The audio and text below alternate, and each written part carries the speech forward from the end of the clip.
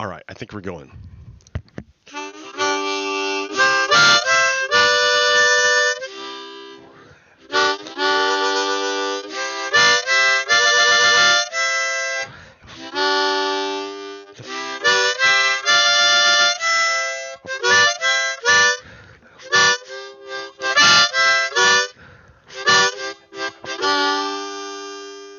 Hey, good morning. Welcome to yet another episode of Red Stone Lapis Lazuli. It is I, your host, Pogo Kiddo. Man, yes, hello, welcome once again. Here, switch back. Back to game. Is it gonna crash? It is every time. It crashes every time now. I don't know what it is. I don't know what it is. Uh, like. AMD's got pretty nice drivers. AMD's got pretty nice drivers going. So I don't mind. It's not that. Nothing's changed on OBS. Maybe it's Microsoft. I don't know. Maybe it is AMD. I don't know. But now it crashes every time when I flip over to Java Minecraft. Every time. It's like the regular thing now. Is it even gonna pop up? Like, are you gonna pop up? I'm here, dude. Yeah, there it goes. Let's see. But it crashes. So you know what it might be is AMD. I put some fancy stuff on, and that might be doing it. Let me turn off the fancy like AMD optimizations. AMD optimizations. If there's no AMD optimizations, then maybe it won't like crap out on me. And like I have to like redo I have to like cut all this out. This is like ridiculous. This is ridiculous.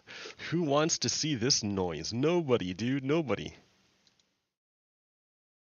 All right, let's try this again. Because I just turned off everything. All right.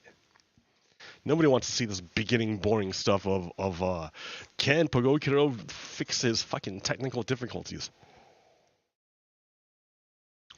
while the show goes, you know? Oh.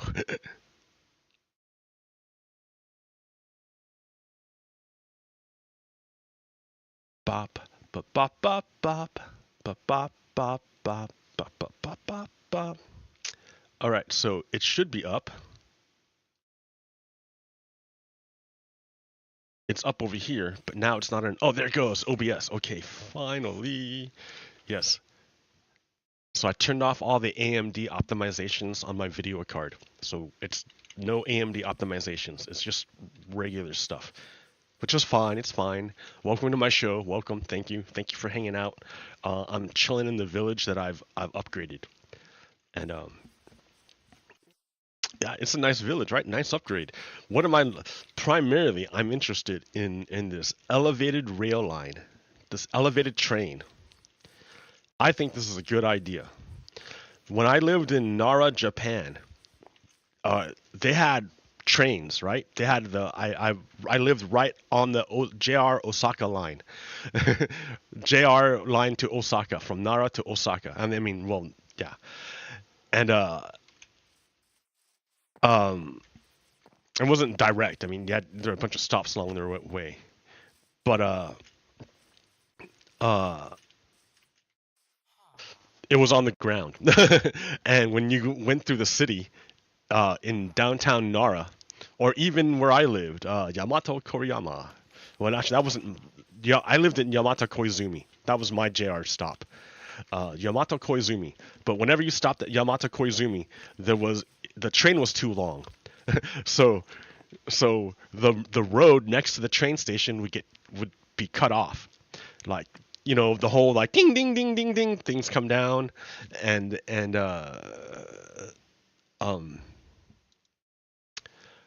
that flicker you saw was because my memory is clocked too fast. Let me slow down my memory.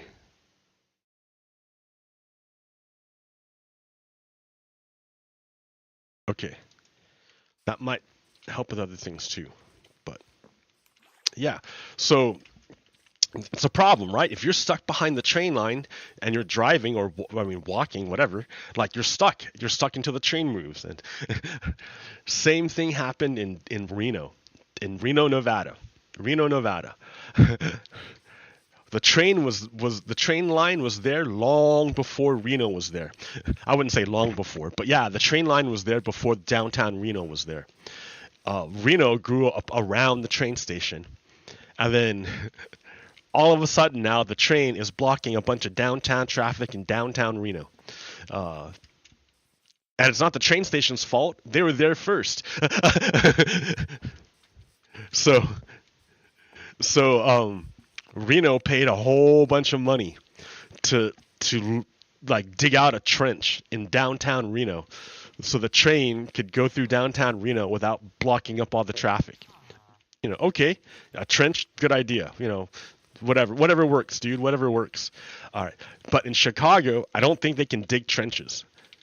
I think because Chicago is right by the water, it's like by the water line or something. I don't know. For some reason, they didn't do a subway. I don't know. I don't know why Chicago didn't do it. I don't know why. I'd have to go there and find out, or find out really. But I do know they have elevated trains, the L train. When you hear things about the L train, they're not saying like the alphabet letter like A, B, C, D, E, F, G train, L train. No, they're talking about the elevated train. It's infrastructure. They paid a bunch of money a while ago and installed this elevated rail line so that it never blocks the traffic. never blocks the traffic. And it's infrastructure. So its value has only increased over time. Whatever money they put in during the time when they built it, it might have seemed like a lot of money back then, but the amount of value they got out of it, the people of Chicago got out of it, is immeasurable. I mean, it's a freaking staple of our language now. The L train. Everyone knows the L train.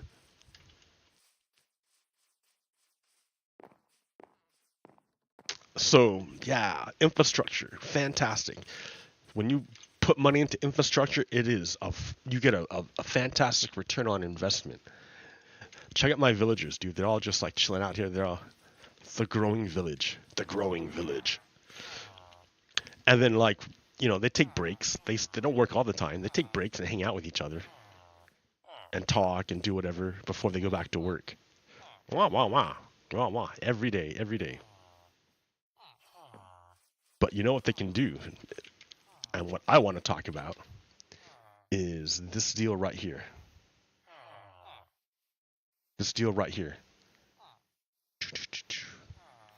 Where'd it go? Work.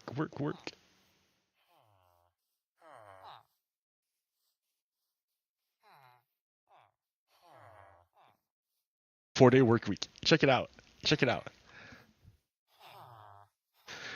Senator Bernie, so this is from Ryan Struck. Senator Bernie Sanders tells Jake Tapper that the United States should begin a serious discussion about a shorter 4-day work week. People are overwhelmed. If new technology is going to make us a more productive society, the benefits should go to the workers. Yes, absolutely. That makes total sense. What's the point of all this technology to save labor, to give Americans more leisure time when they're stuck having to go to work anyways, like for 5 days a week? If the productivity of the American worker has gone up over and over again, why is it that they're still working the same number of hours? Why haven't we given the benefit to the worker, to the people who actually do the stuff? So the proposal is to pay people as if they're going for 40 hours a week, but they only work 32 hours a week. That basically 4 days a week. Instead of 5 days a week, you go 4 days a week, but you get paid as if you're working 5 days a week. Right? Doesn't that sound fucking great? It seems like a dream. Yeah, that's awesome. Whatever. That would never work. Dude, it's already working. They're already doing it in France. They already have a 4-day work week in France. And And France is great. What a great country, dude. They're selling fighter jets and submarine. Well, they kind of got stiffed out of their deal with the submarines, but they were selling submarines, nuclear powered submarines. I think they still are, actually. I mean, they're playing the same game the United States is playing, which is they sell their arms. They manufacture arms and then they sell them around the world. Same thing the United States does. Let me get more coffee.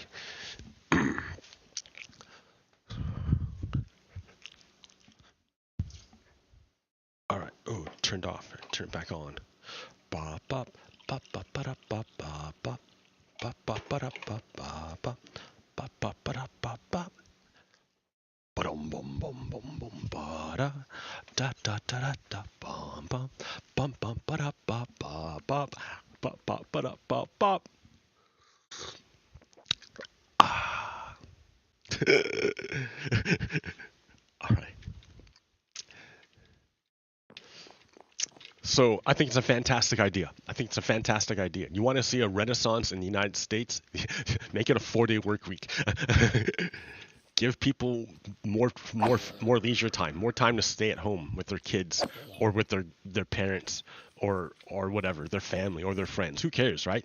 Give people more free time. Like, if you're not going to pay them more money, give them more free time. It's either one or the other. You either give them more money or you let them hang out with their kids without starving.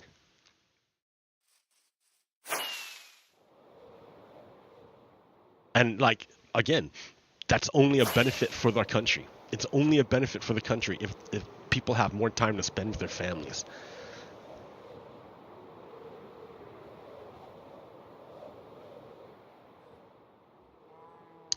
I'm a big proponent.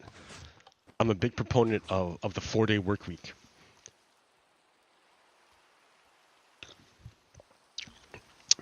It's been proven that people are more productive on a 4-day work week than they are with a 5-day work week. Like, they're just more productive. They come back more refreshed. They have more free time to enjoy life. And it just makes sense, you know? If we've had all these technological advancements, why is it that everyone works just as hard? What the hell?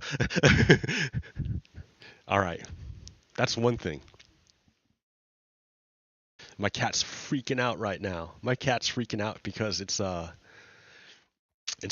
morning time, you know. It's the morning time.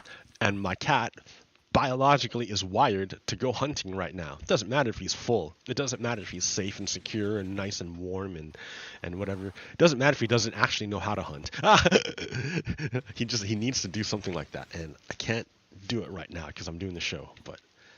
And usually I'm at work at this time, so I can't do it then either. Oh man, it's a big bummer. So he goes crazy. And I'm like, man, it's a bummer that this poor cat has to endure this. Like, why do I even have this cat? I'm like, oh, that's right. It wasn't my idea. But that's another story for another time.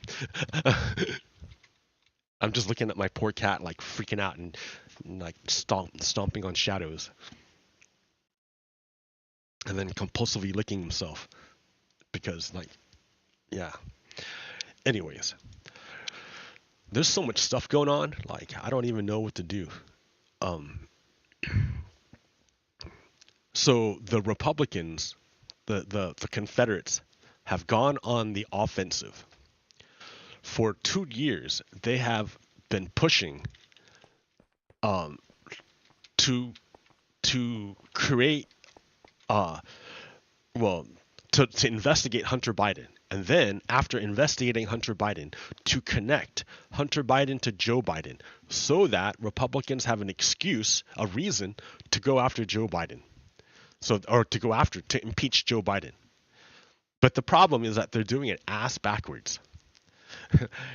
they're like, imagine if you're just walking down the street and a policeman sees you and says, hey, I think for whatever reason, that's a bad person.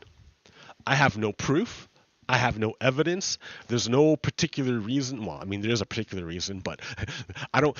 I know what this guy's political. You know, the police officer is thinking. I know this guy's political leanings. I know this person's the opposite political agenda person than the police officer. So the police officer says, I don't have any evidence.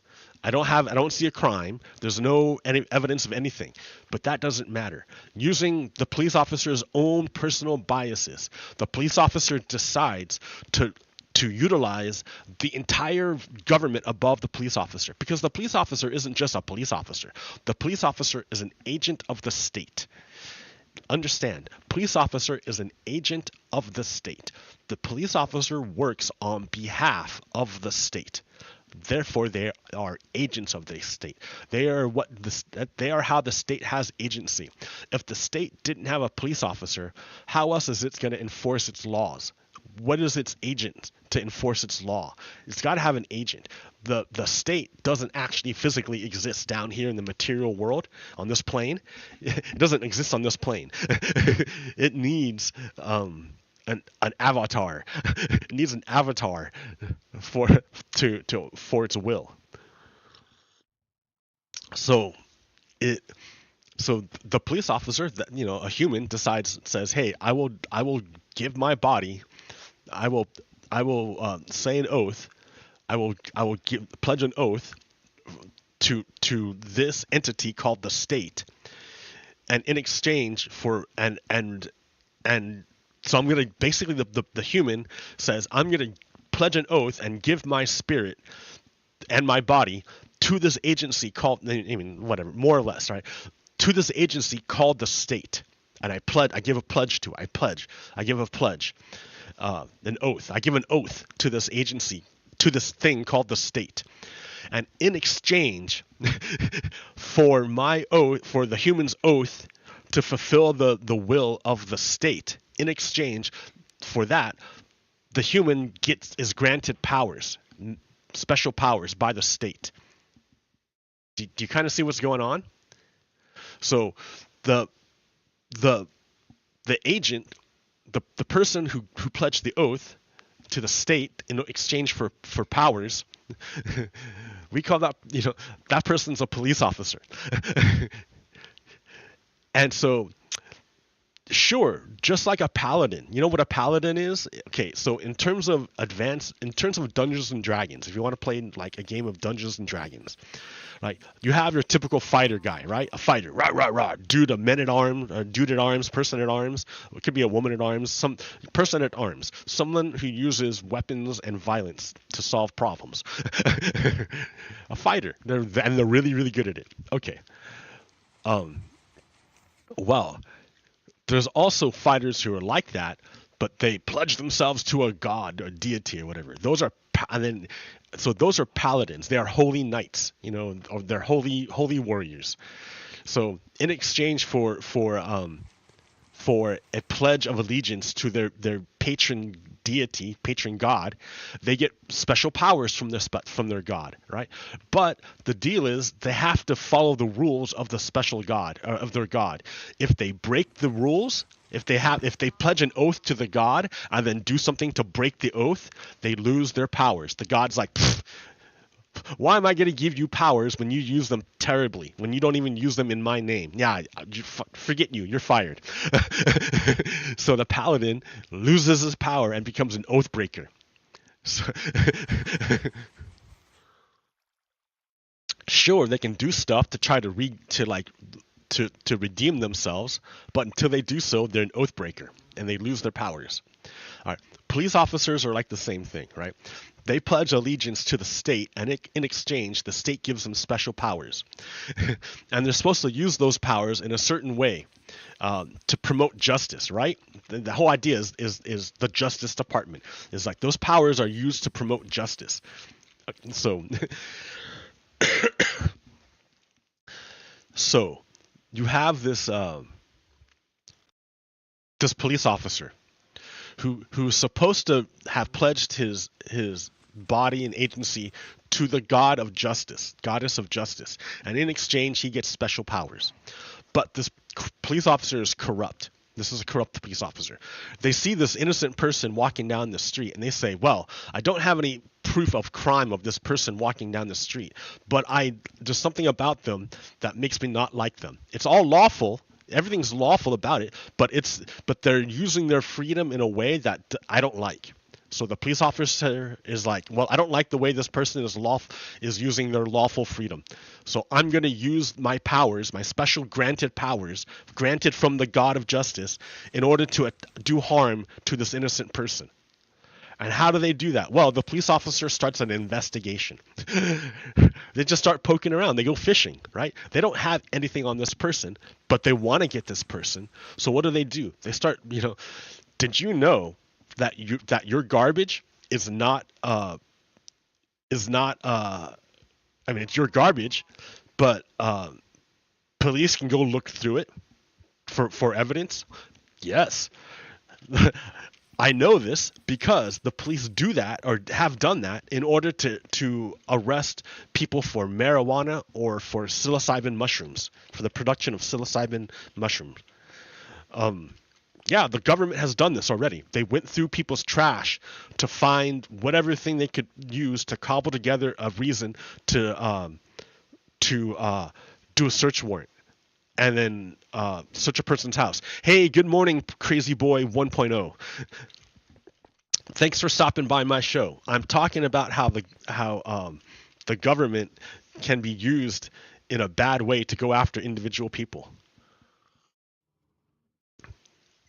Right now, I'm describing that, and I'm showing how bad cops are like oathbreaker paladins. Okay,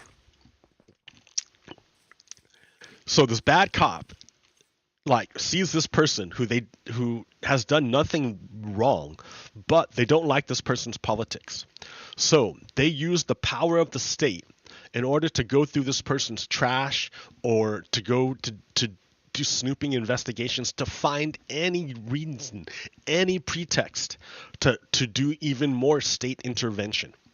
Whatever reason. Steve Cubby, I think his name, was a marijuana activist who was busted by the feds in California for the production of psilocybin mushrooms because the cops went through his trash and found stems and said, oh, that's enough reason for us to go arrest you and put you into prison forever. Why would I talk about, so you can see that there's an example of how, now isn't the colored lighting nice? Yeah, I like the colored lighting.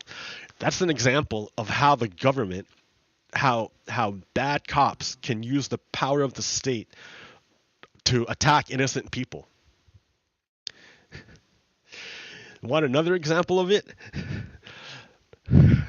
Joe Biden.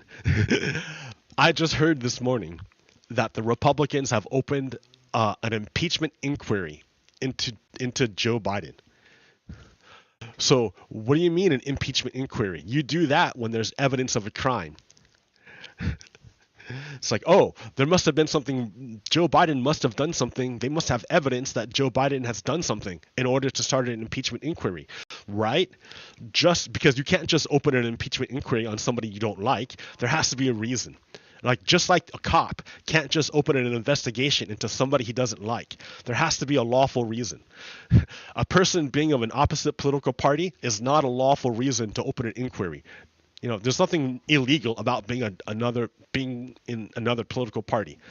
So you can't open an investigation just because you're a political opponent. You cannot do it. You cannot do it.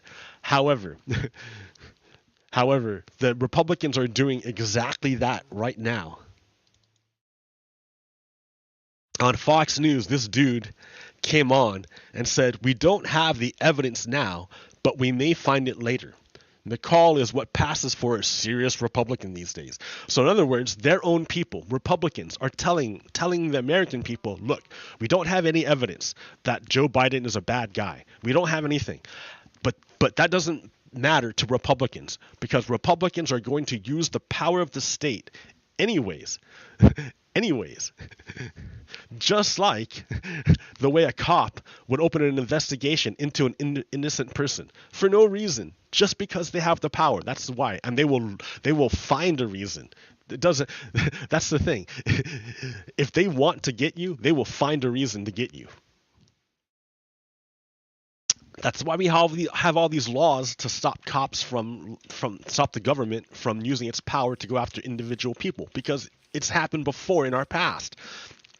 The England, back when the United States was a bunch of colonies, England, the colonists had zero rights. They had no rights whatsoever. I mean, this is before the United States existed, right? And they were under the control of the British Empire. They were part of the British Empire. So the colonists had no rights whatsoever. So routinely, the British would send their troops over, and so the British troops over in the colonies, where are they going to stay? There's no barracks for British troops to stay in the colonies. So where do the British troops stay? In people's houses. They fucking kick people out of their houses and lived in their houses and ate all their food. What are you gonna do about it, colonists? Nothing. They couldn't do anything about it, and it sucked. So that's why the Americans, when they wrote their Declaration or wrote their Constitution and wrote their Bill of Rights, the Fourth Amendment says no, you can't. The government can't just walk into people's houses and take their shit. The government can't just do that. You can't. That's what happened to us before with the British. We don't want that to happen ever again. The government can't just walk in and take your shit and accuse you of a crime. There's a due process and this whole thing. And Republicans have flipped that whole idea on its head. They don't have any evidence of a crime, so they're going to look and manufacture it. They're trying to manufacture evidence. They're abusing the government. That's what Republicans do over and over and over again.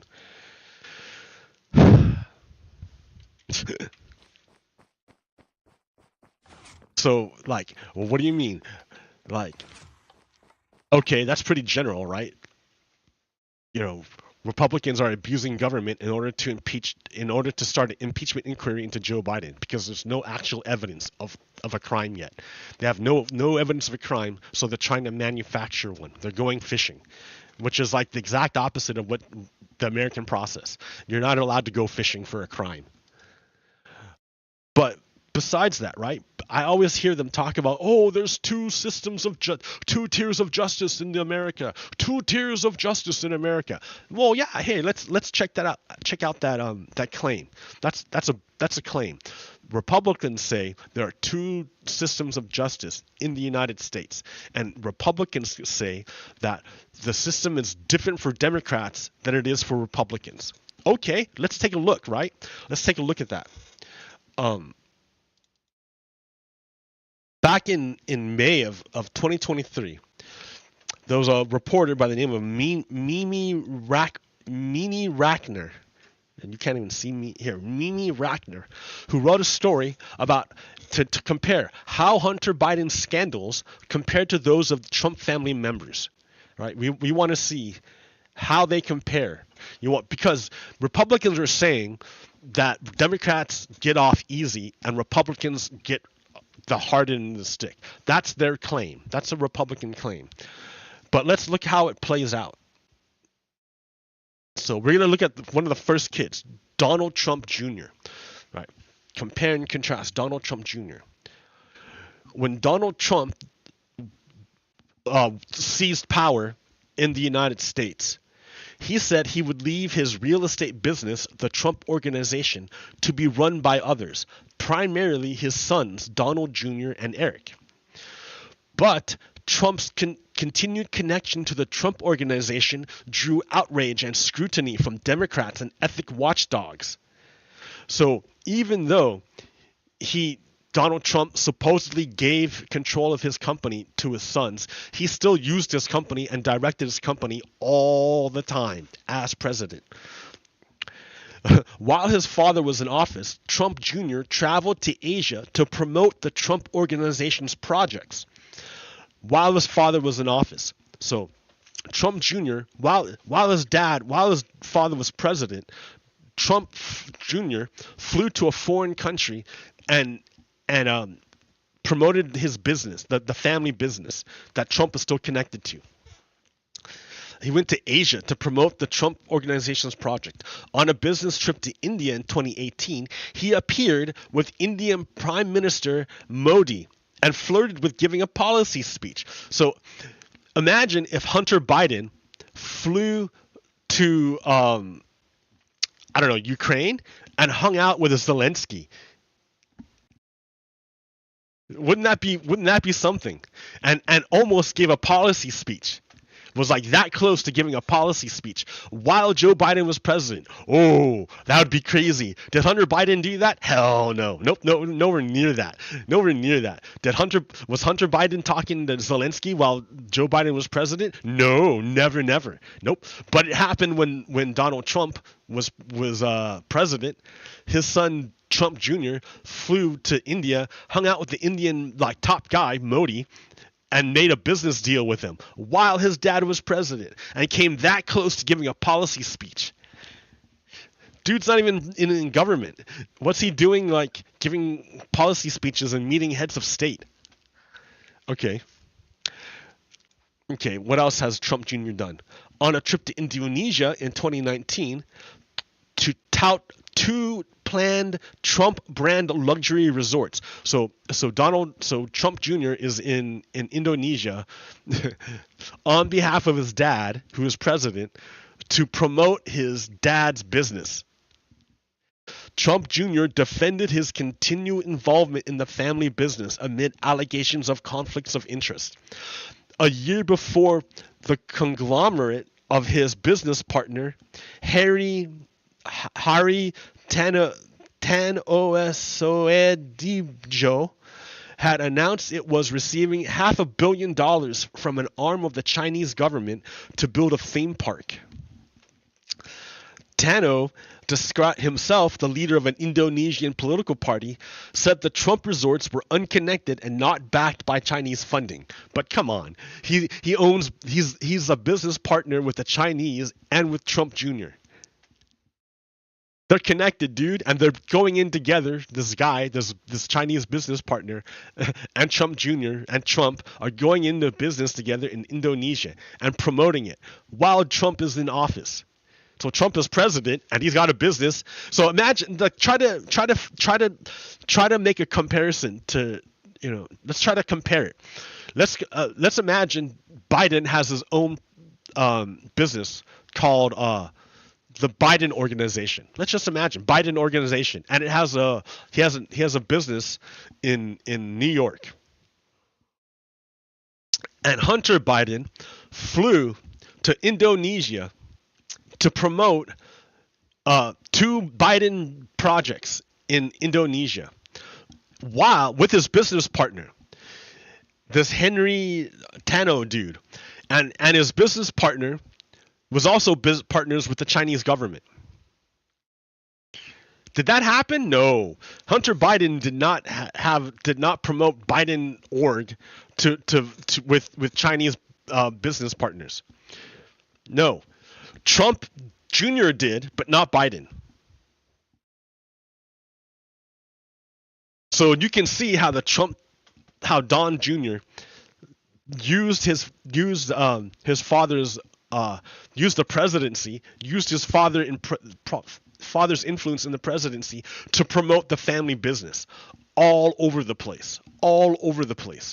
Wow, that's some serious connection. That's some serious bad evidence of crime, because that's against the emoluments clause. You're not allowed, it's unlawful to use the office of the presidency to personally enrich yourself. But that's exactly what was going on with Donald Trump. He never really let go of his business, the Trump Organization. He gave it to his sons, who promoted it using his dad at being president to promote his businesses. With the Chinese. Man, it's crazy. So, wow. So Biden doesn't have a Biden org. Hunter never flew to Indonesia or to Ukraine to meet heads of state to promote the family business, while he and he never hooked up with the Chinese like the way that Trump did. So okay, so we have a reason to investigate the Trumps on that one. That's a good reason. What else happened? Oh, even before his father was elected president, Donald Trump Jr. was a focus of controversy for his decision to take part in the infamous meeting with the Russian lawyer in Trump Tower, which Donald later admitted was intended to help the campaign get dirt on Hillary Clinton. It's illegal for campaigns to accept help from a foreign government or from foreign nationals. So Don Jr. and Eric Jr. and like a bunch of other, and I think Kushner, everybody met in Trump Towers. They tried to get help from the Russian government to win the presidential election. They didn't get it because the Russians didn't have it, but the Russians got something anyways. What did the Russians get?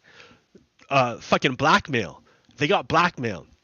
They have evidence to prove, they recorded this meeting. The Trumps didn't record it, but the Russians did. So the Russians have evidence that the Trump kids were willing to work with the foreign government to overthrow the election in the United States. The Russians do it. So if the Trumps don't play along, all the Russians have to do is release the tapes, and now there's evidence that the Trumps are traitors. Like it's all right. It's already, we already know that they've already worked with the Russians to overthrow the United States. We already know that. We already have clear evidence of a crime. It's like Special Counsel Robert Mueller later investigated that meeting and wrote in his report on his investigation that the government would unlikely be able to prove beyond a reasonable doubt that the June 9th meeting participants had a general knowledge that their conduct was unlawful. So basically he's saying the kids didn't know that what they did was illegal. As if that saved anybody at any other time. Like, oh, ignorance of the law is no defense. But I guess it works if you're rich enough. So that's just one kid, right? That's just one kid, Don Jr. What about the other kids? Eric Trump. You can't even see him. Eric Trump served alongside his brother as a Trump Organization executive while his father was in office, and while both men sometimes attended campaign and official events. As allegations about Hunter Biden swirled in 2019, Eric Trump said his family got out of all international business. That wasn't true, however. The same year, he issued a celebratory tweet for a new phase of development at a Trump property in Scotland. So Eric Trump, they were still doing international business when they lied and said they were out of it.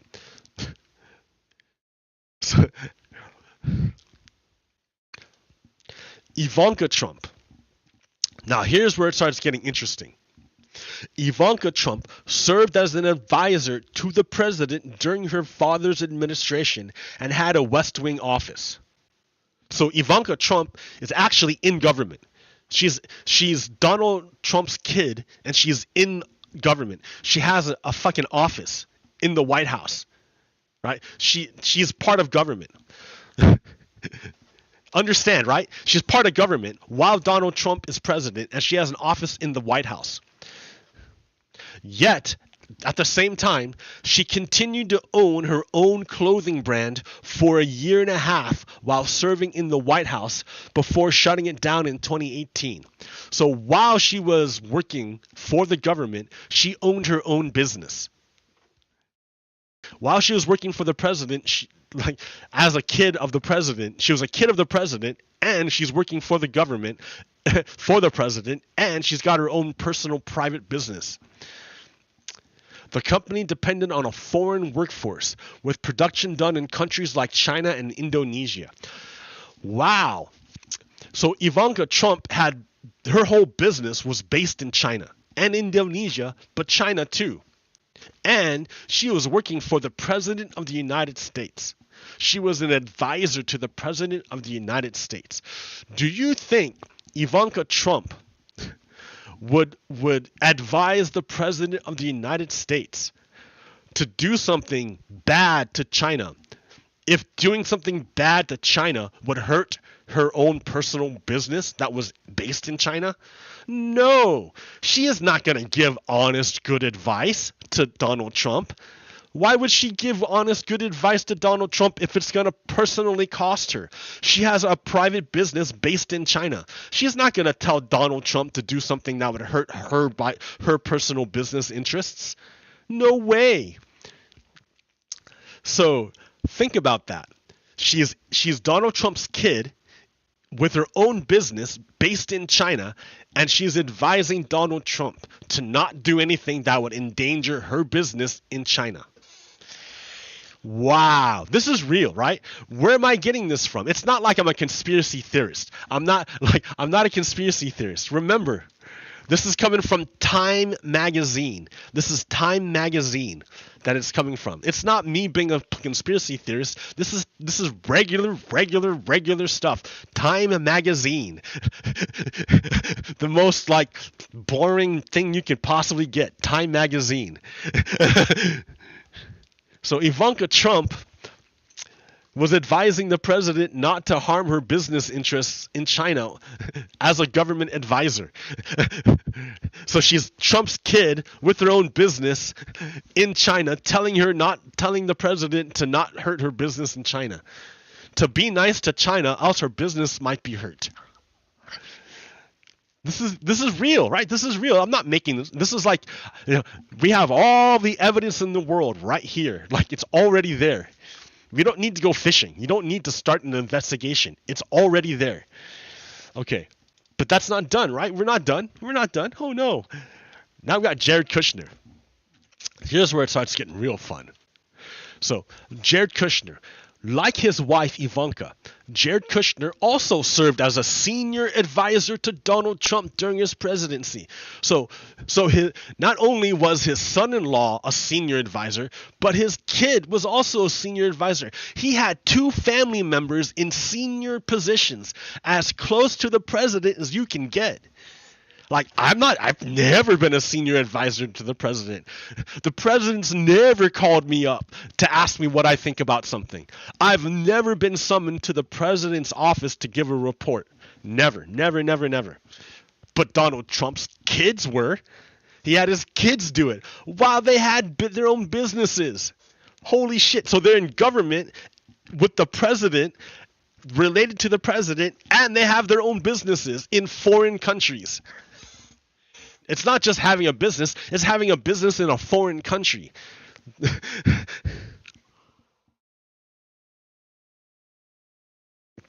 While your dad is president, while you're in government, as a senior advisor to the president, to your dad. So this is Jared Kushner and Ivanka Trump. So he was deeply involved in the administration's foreign policy in the Middle East, befriending the Crown Prince of Saudi Arabia and attempting to broker peace in the region. They weren't friends, dude. They weren't friends. Jared Kushner is a flippin' idiot. He's a moron. He's got zero foreign policy chops. He's got nothing. He was played. Dude was played. They fucking hacked his phone and they did the sweet thing on him, and he fucking ate it up. He's like, oh, people respect me. Oh, people actually believe I belong here. Then they must be my friends. You fucking moron. They used you. Oh, goddamn. So Jared Kushner got played by the Prince of Saudi Arabia and got a whole bunch of information out of Jared Kushner. A whole bunch of policy concessions.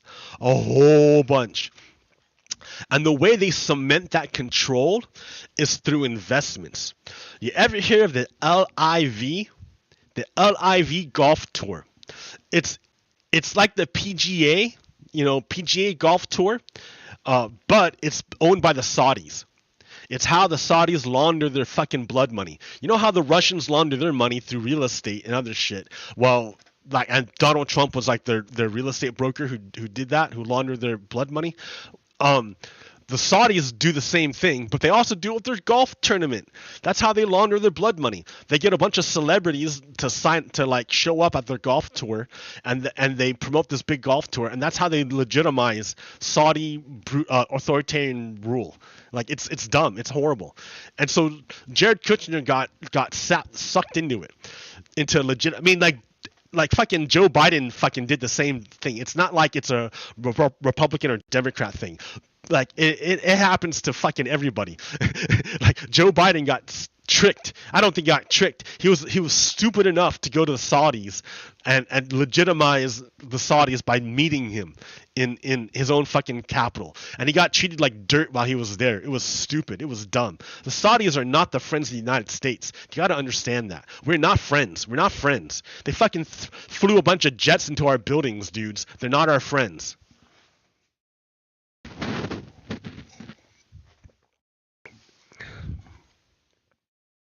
Anyways, but the Saudis are real good friends with the Trumps. Isn't that weird? Saudis aren't friends with the Americans, but they're real good friends with the Trumps. Weird. Anyways, this Kushner guy got fucking buttered up and believed he was buddy with Mohammed bin Salman when he just got pumped for information. That's all he got. He got used. Because remember, Jared Kushner not only was just a senior advisor, he got top secret clearance. Even though he was rejected, the security apparatus of the United States rejected Kushner for security clearance, but the president, Donald Trump, overrode the security apparatus of the United States and forced the government to give Jared Kushner top secret access anyways. Well, if Jared Kushner had top secret access and he was real good friends with Saudi Arabia with Mohammed bin Salman, that means Mohammed bin Salman had a top secret access to America's secrets.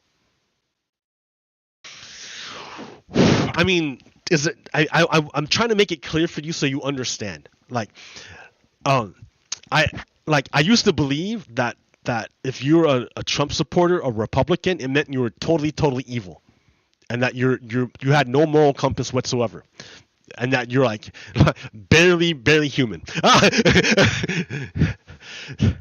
And then I played this game called Baldur's Gate.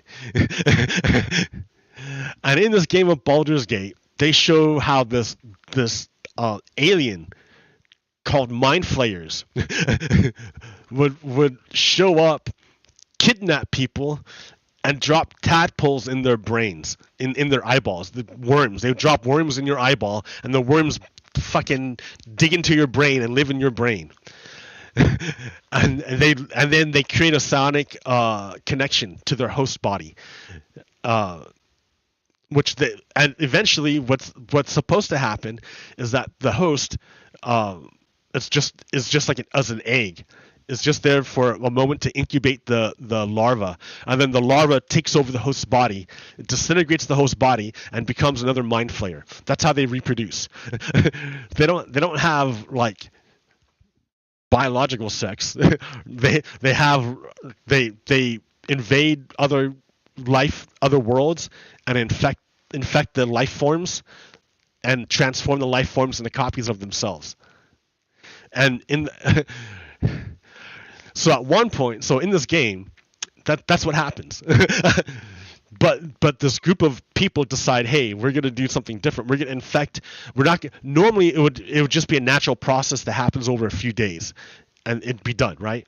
But these people decided, hey, instead of just turning people into outright mind flayers right away and not having control of them, instead, let's do it halfway. Let's drop these things in all their eyeballs. Let's infect tons and tons of people with this worm in their brain, but we're going to suspend it. We're going to stop it from going all the way where they turn into mind flayers.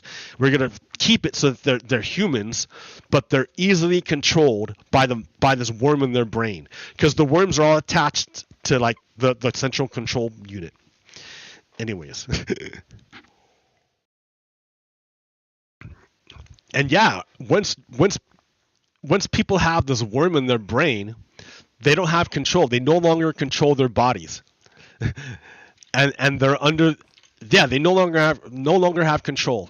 What it looks like to them, you can see it from their perspective. What it looks like to them, from their perspective, is this wonderful, amazing deity, godlike person comes down to them and like tells them that they're wonderful and says that, oh, I'm protecting you from all the bad things. And that this wonderful deity godlike person says, I know all about you. I can tell you all these things about you.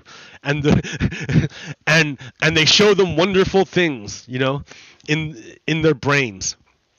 And so like this only happens in their brain. It doesn't actually happen. It only happens, they see in their brains this wonderful deity come down to them and appear before them in like some fantastical like shape that they can relate to. And that they really, and then, so in other words, they start a relationship, this image, this fantastical image. They start a relationship, and they really believe that this deity that they can see is there for them and really there to help them out. So they do their best to help out their deity. And anyone who tries to do harm to their deity that they can see, must be a bad person from their perspective, right? But they all got fucking worms in their brains, which are like controlling their behaviors and what they see. The goddess that they see coming down to them is actually not a goddess at all. It's a projection of a person's idea of what a goddess would look like. And the worm inside their brain has access to all their memories, right? So like, oh, this person thinks this is what a goddess looks like. Okay, I'm going to take. They may not even be aware if that's what they think it looks like. But the worm has access to this, so the worm will take all the stuff, make an image, and say, hey, I'm gonna use this image to talk to this person, to manipulate them into doing what the worm wants them to do. That's what actually happens. So yeah, I want to be very angry at people for not seeing very obvious things like this. I want to, but I have to understand that a lot of people are infected with brain worms, and they don't have the capacity even to see this information. Remember that guy who sat on the grand jury in Georgia? He saw all the evidence. He heard Donald Trump's own voice say that he wanted the secretary of the election guy in Georgia to find 11,000 votes.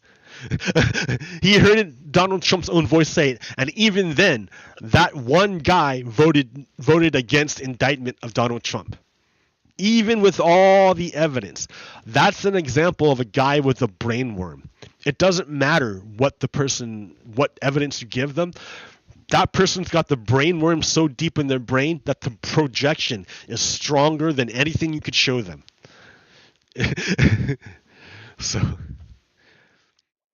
But my job is to help the rest of us.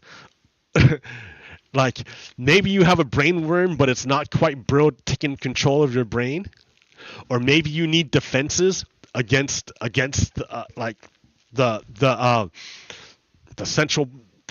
commands of the central processing unit or something. I don't know, but I'm trying to create for you a bulwark against these things, that you have a space in your mind to come to your own conclusions. That's why I'm showing you the distinction between the way Hunter Biden is being treated and the way the Trump kids are being treated, so that you can see the distinction. You can look through the both sidesism that they use. They try to use this thing called false equivalence, that, oh, these two things that are totally different, they must be the same. That's false equivalence. That's how Nazis work, right? Nazis, you have to use false equivalence. They have to use false equivalence to say that two things that are not the same are the same. That's how they... So in their mind, Joe Biden must be guilty because Donald Trump was guilty. They don't have any evidence, but that's not how their brains work. The way their brains work is false equivalence. Donald Trump is guilty, therefore everyone else must be guilty too.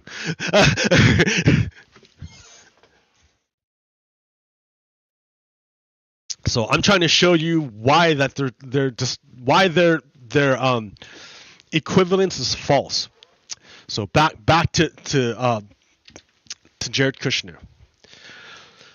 So Jared Kushner, unlike Hunter Biden was never part of the government. Never. Hunter Biden never owned his own company, as far as I know. He might have served on a board, but he never flew to Ukraine. He was never ever in Ukraine.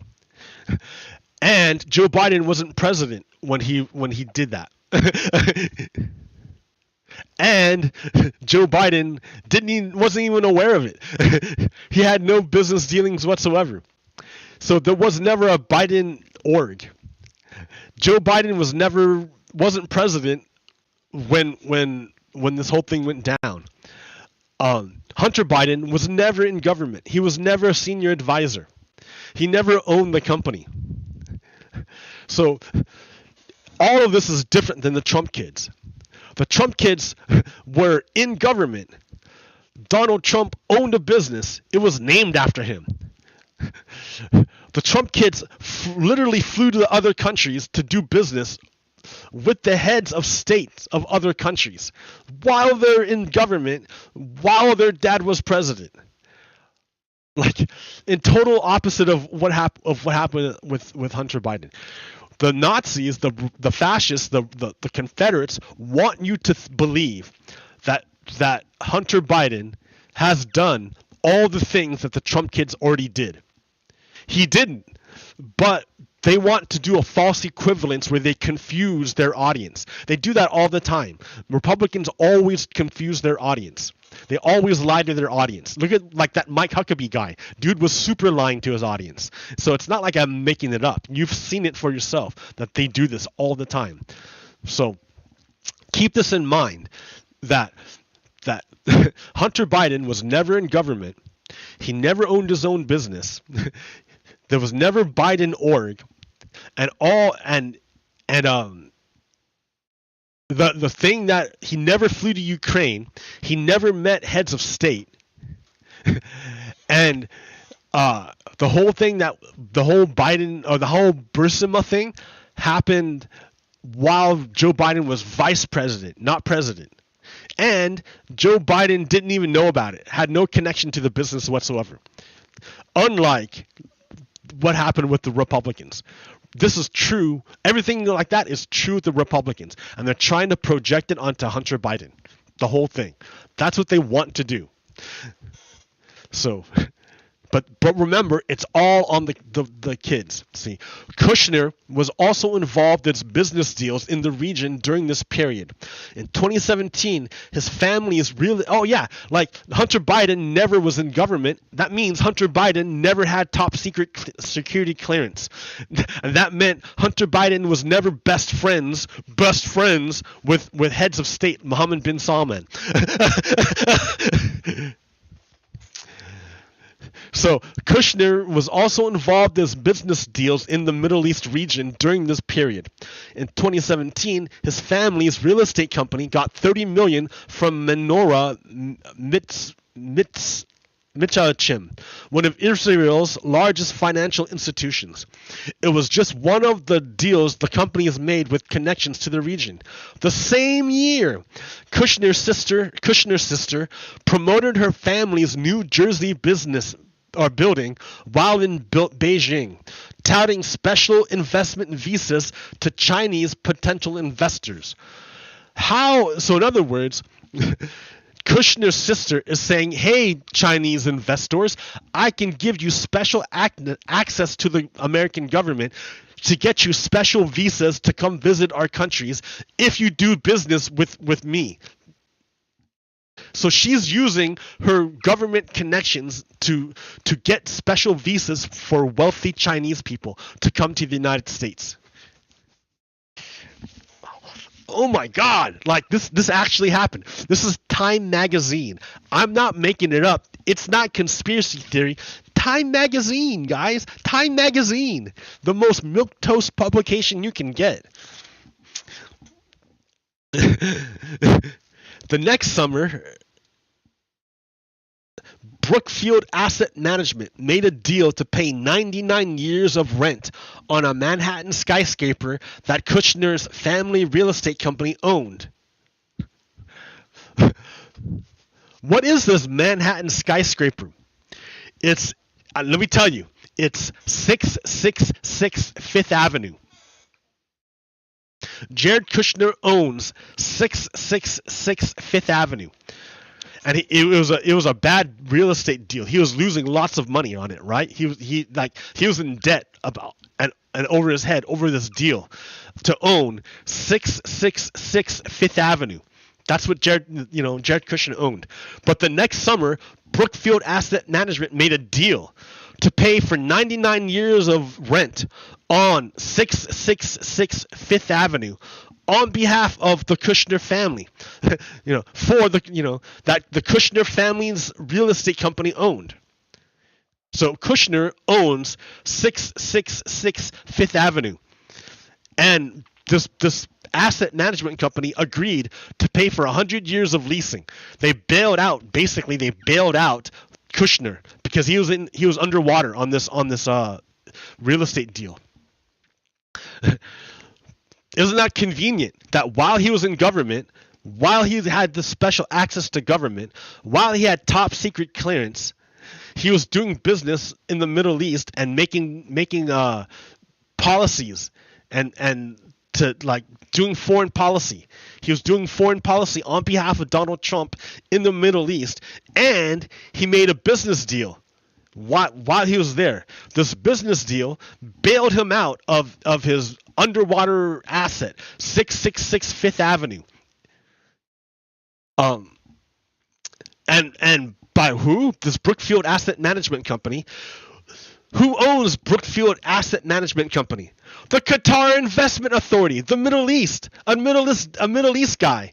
You mean the same guy with whom he did a deal with? He made foreign policy with this guy, and in exchange for a favorable foreign policy, he got bailed out of 666 Fifth Avenue.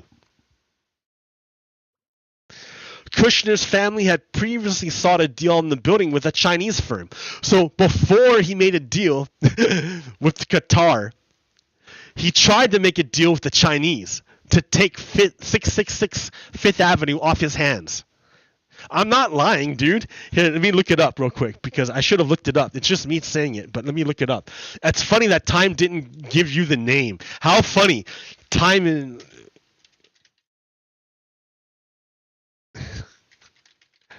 Dude.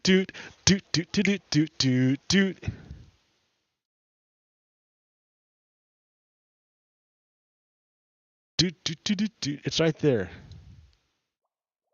It's hilarious. It's hilarious. You think I'm making it up, right? You think it sounds so crazy that you think I'm making it up. That's the danger, I think, is because it just sounds too crazy.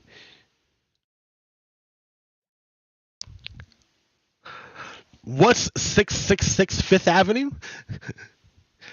It's a 41-story tower in Midtown Manhattan that was supposed to be the crown jewel of the Kushner Company's real estate empire. The Kushners bought it in 2007 for $1.8 billion, and at the time, it was the most expensive real estate deal in New York City's history. The purchase was orchestrated by young Jared Kushner, who had taken over the company in 2005 when his father, Charles Kushner, the company's founder, was sentenced to jail in 2005 for tax evasion and witness tampering. Jared Kushner, now senior advisor to President Trump and husband of his daughter Ivanka Trump, closed the deal on his 26th birthday in 2007. Holy shit. Here, you got to see the rest of it. Okay, here, get the rest of it. Why is it news? The short answer is it's bleeding money. The purchase was ill-timed as the 2008 economy collapse dealt a body blow to the real estate industry generally and 666 Fifth Avenue specifically.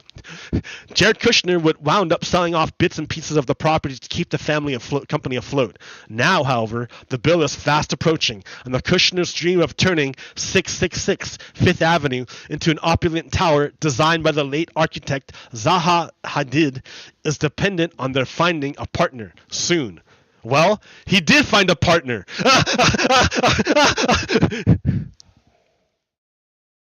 Isn't that convenient? While serving as a senior advisor for for President Donald Trump, he brokered a peace deal in the Middle East with all the Middle East dictators, including Qatar.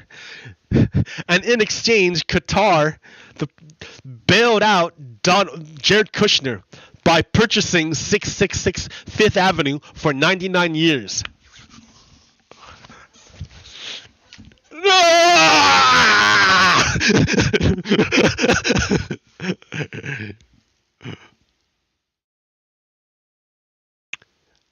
I mean, how do I make it any more clear?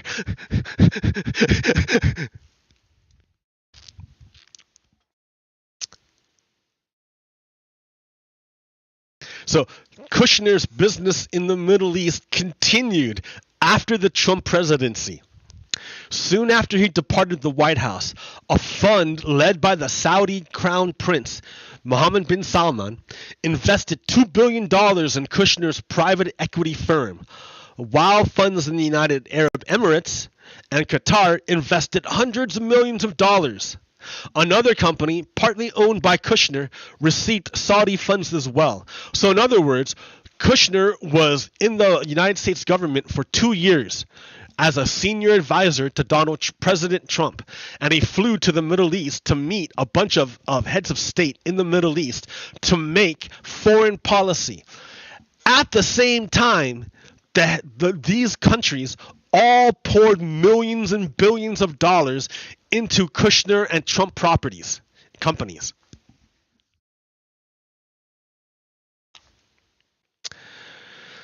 Even after Kushner left the White House, he still made a bunch of fucking money from the Middle East because he made all the deals already. The deals have drawn criticism for, at minimum, creating the appearance of Kushner receiving potential payback for his efforts while in the White House. Was Hunter Biden ever in government? No. Was Hunter Biden ever doing business for Joe Biden while Joe Biden was president? No. Did Hunter Biden ever fly to the Middle East to meet heads of state to create foreign policy? No, never. Did Hunter Biden ever receive a fuck ton of money from Middle East dictatorships in exchange for his foreign policy? No. None of that ever happened. But it happened for Trump and Trump's kids. It's all true. Qatar bailed Jared Kushner out of 666 Fifth Avenue. Oh my fucking God. Wow. Okay, I mean, it sounds like a movie, right? It sounds like a movie. It's so hard to believe because it sounds like a movie. But it's real. Like Donald Trump Jr., Kushner's meeting with the Russian contacts before the election also came under scrutiny. In addition to participating in the 2016 Trump Tower meeting with Trump Jr., Kushner also spoke multiple times to the Russian ambassador to the United States during and after the 2016 presidential campaign. Remember what I've been telling you. The Russians and the Trumps made an agreement that the Russian government would help the Trump campaign win the 2016 election in exchange for policy concessions from President Trump. The policies they wanted were to remove the sanctions off of Russia, which they got, and to abandon Ukraine and to break up NATO, all of which Donald Trump attempted to do.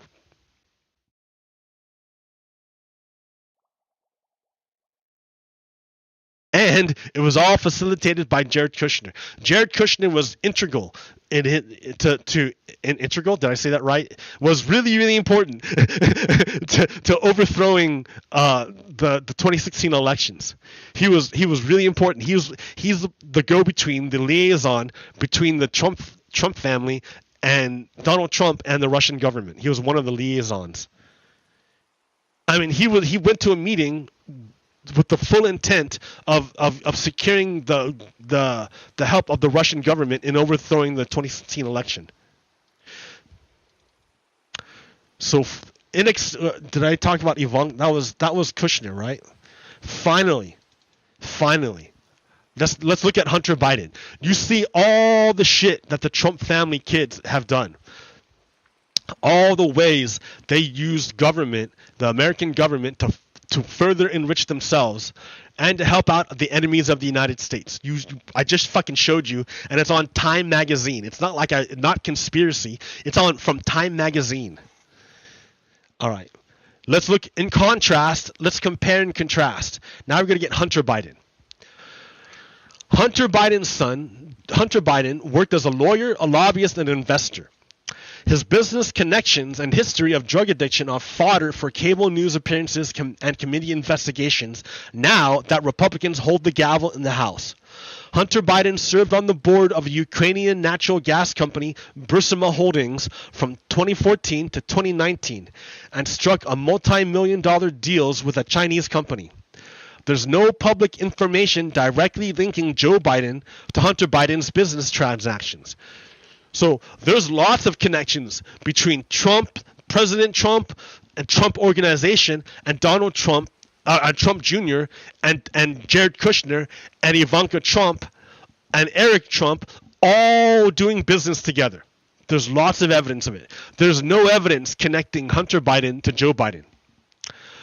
What is known about Hunter Biden's business deals with Ukrainian and Chinese companies creates an impression. It insinuates, right? Because that's what they do. They insinuate that he was making a lot of money off the prestige of being Joe Biden's son. But there's no evidence that Hunter Biden's business transactions have influenced decisions that Joe Biden made as vice president or as president. There's no connection. You can't connect it. There's nothing there. They can insinuate all they want, right? They have a little mouse and it's hiding behind their back and they're saying, oh, this terrible thing I'm going to summon. It's horrible. It's terrible. Oh my gosh, it's so scary. So behind them is a giant cloud of insinuation, of fear, doubt, and uncertainty.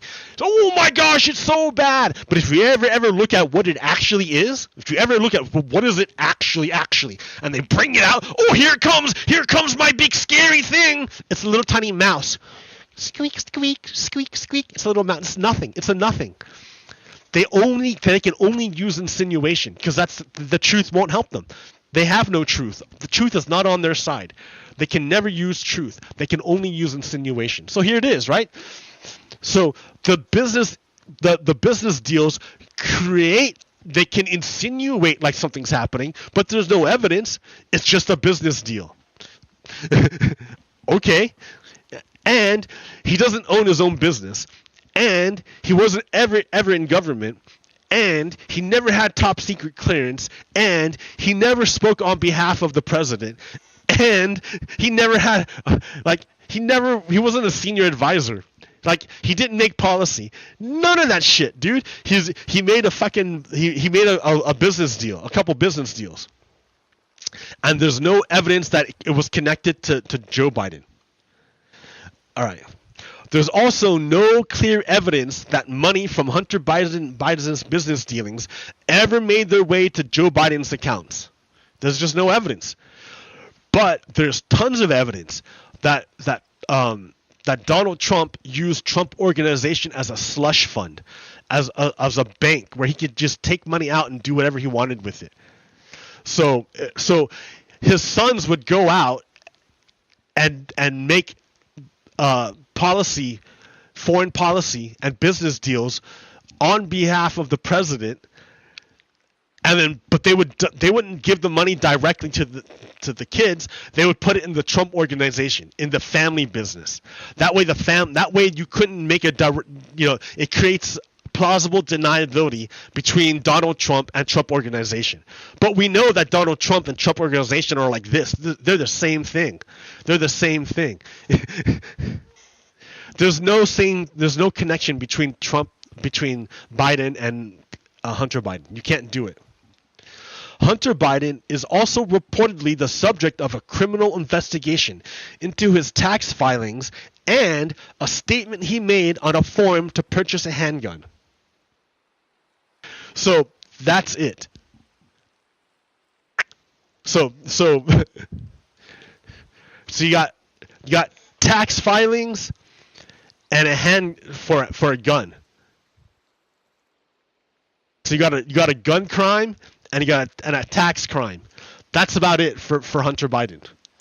And yet they're gonna indict him. That the government is gonna drop the hammer on Hunter Biden.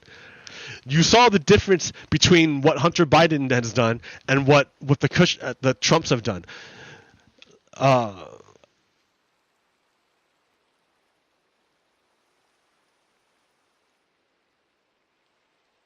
So let's look at that, right? Let's look at this.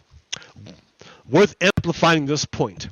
According to the U.S. Sentencing Commission data, it looks like fewer than 350 people nationwide were sentenced for violating 922G3 in 2021.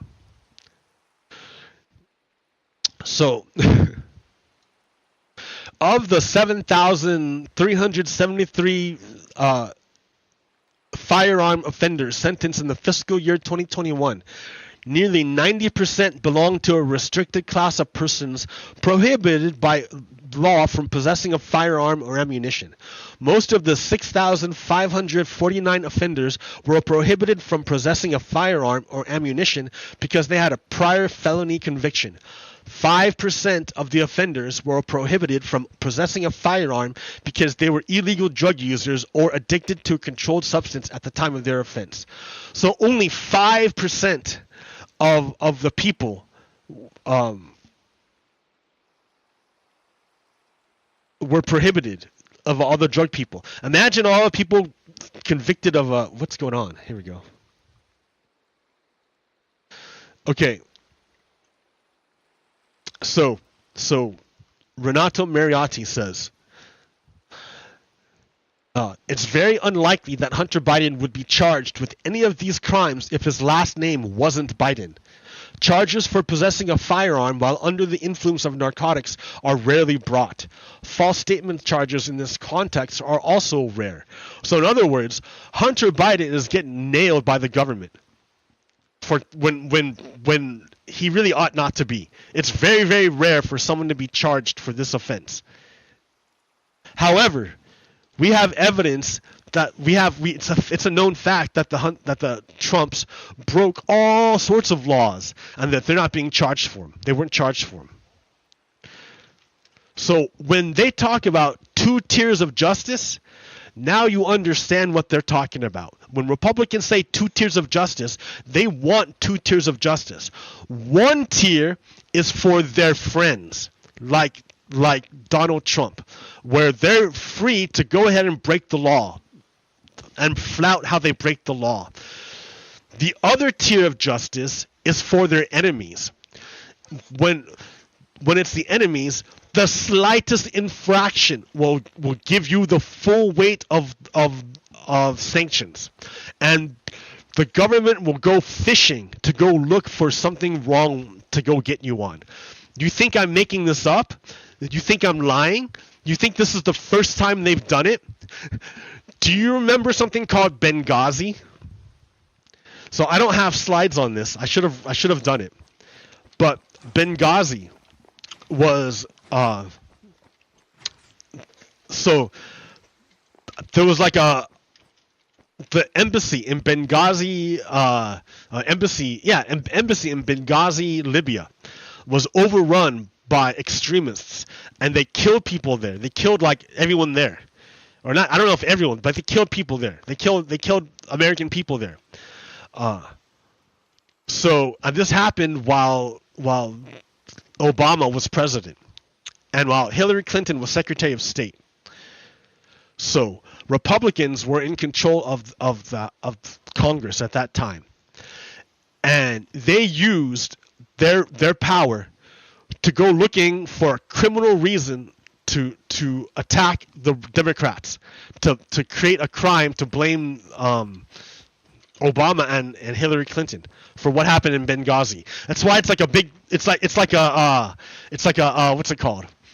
A meme now. Benghazi, Benghazi, Benghazi. It's a meme because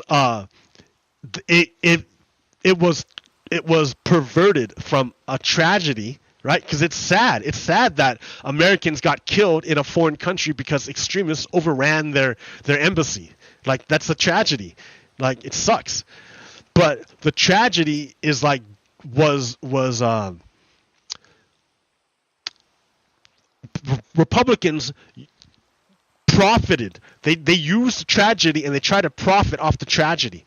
They said they turned it into an opportunity to pin it on the Obama administration and on Hillary Clinton in particular. So the Republicans had seven separate investigations into Benghazi in order to find out a way to pin it on Obama and Hillary Clinton. On Barack Obama and Hillary Clinton. For Republicans, the government investigations aren't to serve justice, it's to go after your enemies. So all the investigations and everything else said, yeah, there were like problems, it sucked, but there was no way of saving the people there. We could not save the people there. There was no way of knowing there was going to be a terrorist attack. Like, it offers suggestions on how to avoid something like that happening again in the future, but there was no like criminal negligence involved. Right? That's after 7 investigations. In one of these investigations, Hillary Clinton herself went under oath and sat for questioning before the Republican committee. They had her under questioning for like 11 hours. They had her under questioning for like 11 hours. They could ask her anything they wanted, and anything she said, they could use against her. They had her for 11 hours under oath. Under oath, dude. Republicans have you under oath for 11 hours, and they can do, and anything you say, they're going to use against you. After Hillary Clinton went under oath before the Republicans for 11 hours, and after Republicans had 7 separate investigations into Benghazi in order to pin it on Hillary Clinton and Barack Obama, do you know what they got out of it? Nothing. No convictions, no indictments, nothing. They got nothing out of it. Nothing. Because that was never the intent. The intent was never to do justice. The intent was to create an air of insinuation, a big cloud of insinuation from whence you can launch attacks against your political enemies. That's the entire point of Republicans. That's their modus operandi. They've already done this before. So what they're doing now, they've already done it before with Hunter Biden. But they did it before with Joe Biden, like more coffee. They did it before with another guy, because you have to know this isn't the first time a Democratic president has been impeached. The other time a Democratic president was impeached was in the 90s. With Bill Clinton, he was impeached.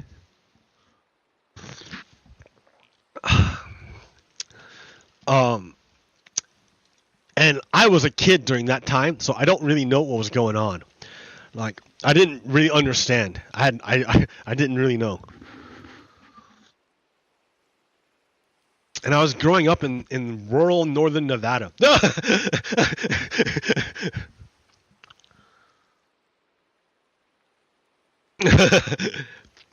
So there was a heavy reliance on the public school system for information.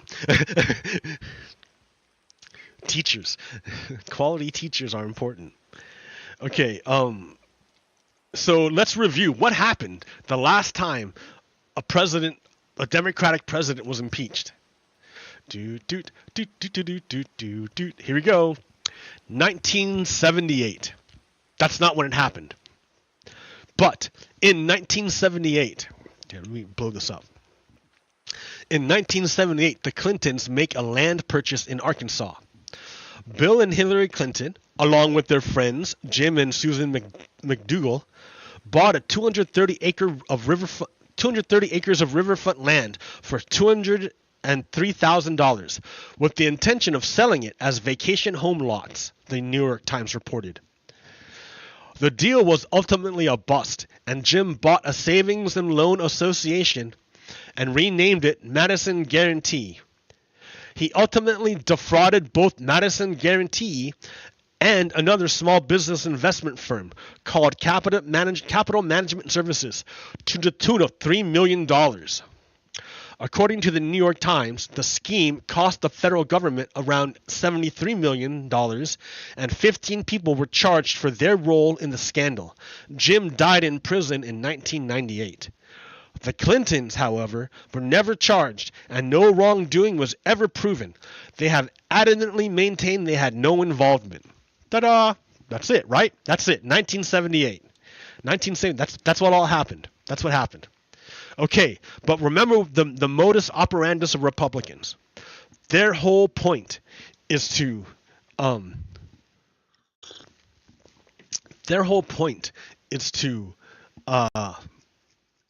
create the air of insinuation, of fear, uncertainty, and doubt.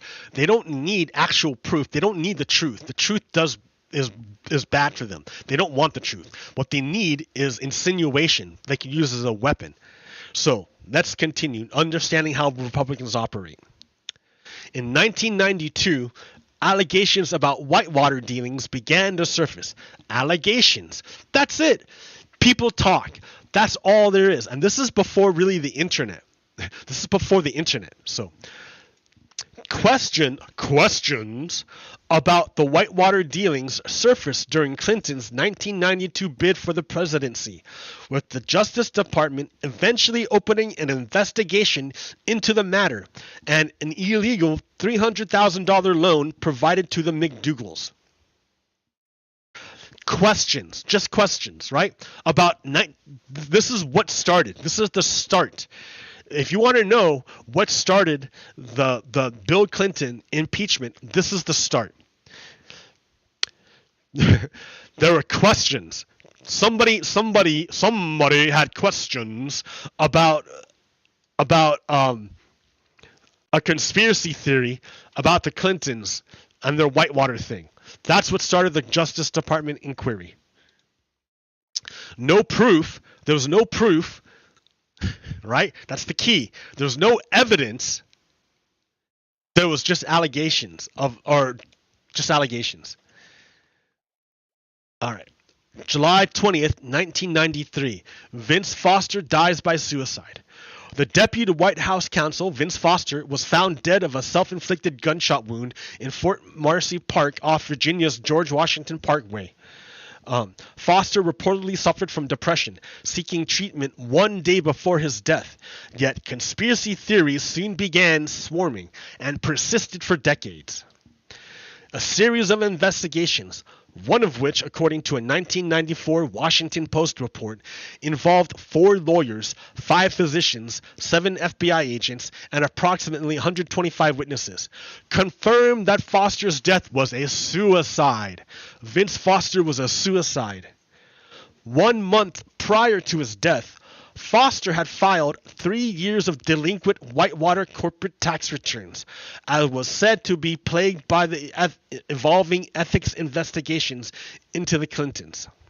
So in other words, Vince Foster lied about some shit in the whitewater investigation, and it was going to get found out.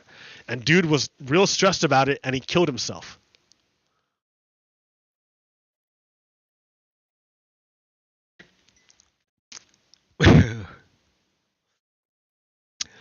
January 1994, Special Counsel Robert Fisk Jr. launches Whitewater probe.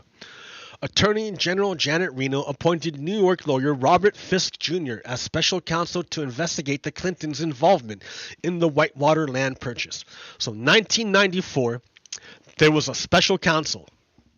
They made a special counsel to check out this Whitewater thing.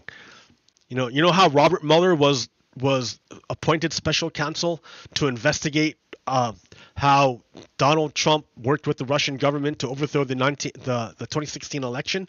Well, back in 1994, a special counsel was called to investigate Bill and Hillary Clinton's Whitewater dealings in 1973. They're going to look back at 1973 to see what the Clintons did with the Whitewater thing that we already know was nothing. But the Republicans said, no, this is super important. We need to do a special counsel. I think this is Newt Gingrich, who was the House Speaker of the House. Newt Gingrich is like a fucking Confederate. Okay, January 1994. Paula Jones comes forward with harassment claims against Bill Clinton. Shortly after the release of a story in the conservative magazine American Spectator, in which Paula Jones was mentioned by first name only, she came forward to allege that President Clinton had harassed her while he was serving as governor of Arkansas. 2 days before the expiration of a 3-year statute of limitations, she filed a sexual harassment suit seeking $750,000 in damages. Jones' claims served as the impetus for broadening the investigation into Clinton's pre-presidency financial dealings. So remember, they started this thing with an investigation into 1973. That was like, oh, we're gonna do a special investigation into 1973 to see if we can find something. And then this woman, 3 days before the end of the statute of limitations, comes forward to say, oh, there's sexual harassment. So now they're not looking at 1973. Now they're looking over here at Paula Jones. Like anything. Are they connected? No. Nope, not connected at all. No connection whatsoever. But doesn't matter, right? They're not doing this in service to justice. They're fishing. They're fishing. They're looking for anything. They're using the power of government to go after someone. So in other words, the person's guilty before they're not assumed to be innocent. You assume a person is guilty and you're using the government to do an investigation to go after them. The exact opposite of the way it's supposed to work. Okay. Later, Washington Post reported that a state trooper confirmed parts of Jones's account, but alleges that she volunteered her phone number to Clinton and asked to be his girlfriend. So it wasn't sexual harassment, not at all. She was all about it, dude. The accounts came 2 years after Clinton had publicly admitted to marital wrongdoing in the past. So the only thing that happened was Clinton admitted to marital wrongdoing, but Paula Jones found a way to try to potentially profit off of this. At the time, she was all about it. Was it harassment? Nah, she was totally into it, dude. In fact, she was encouraging it. She's like, I know you're married, but let me be your girlfriend anyways.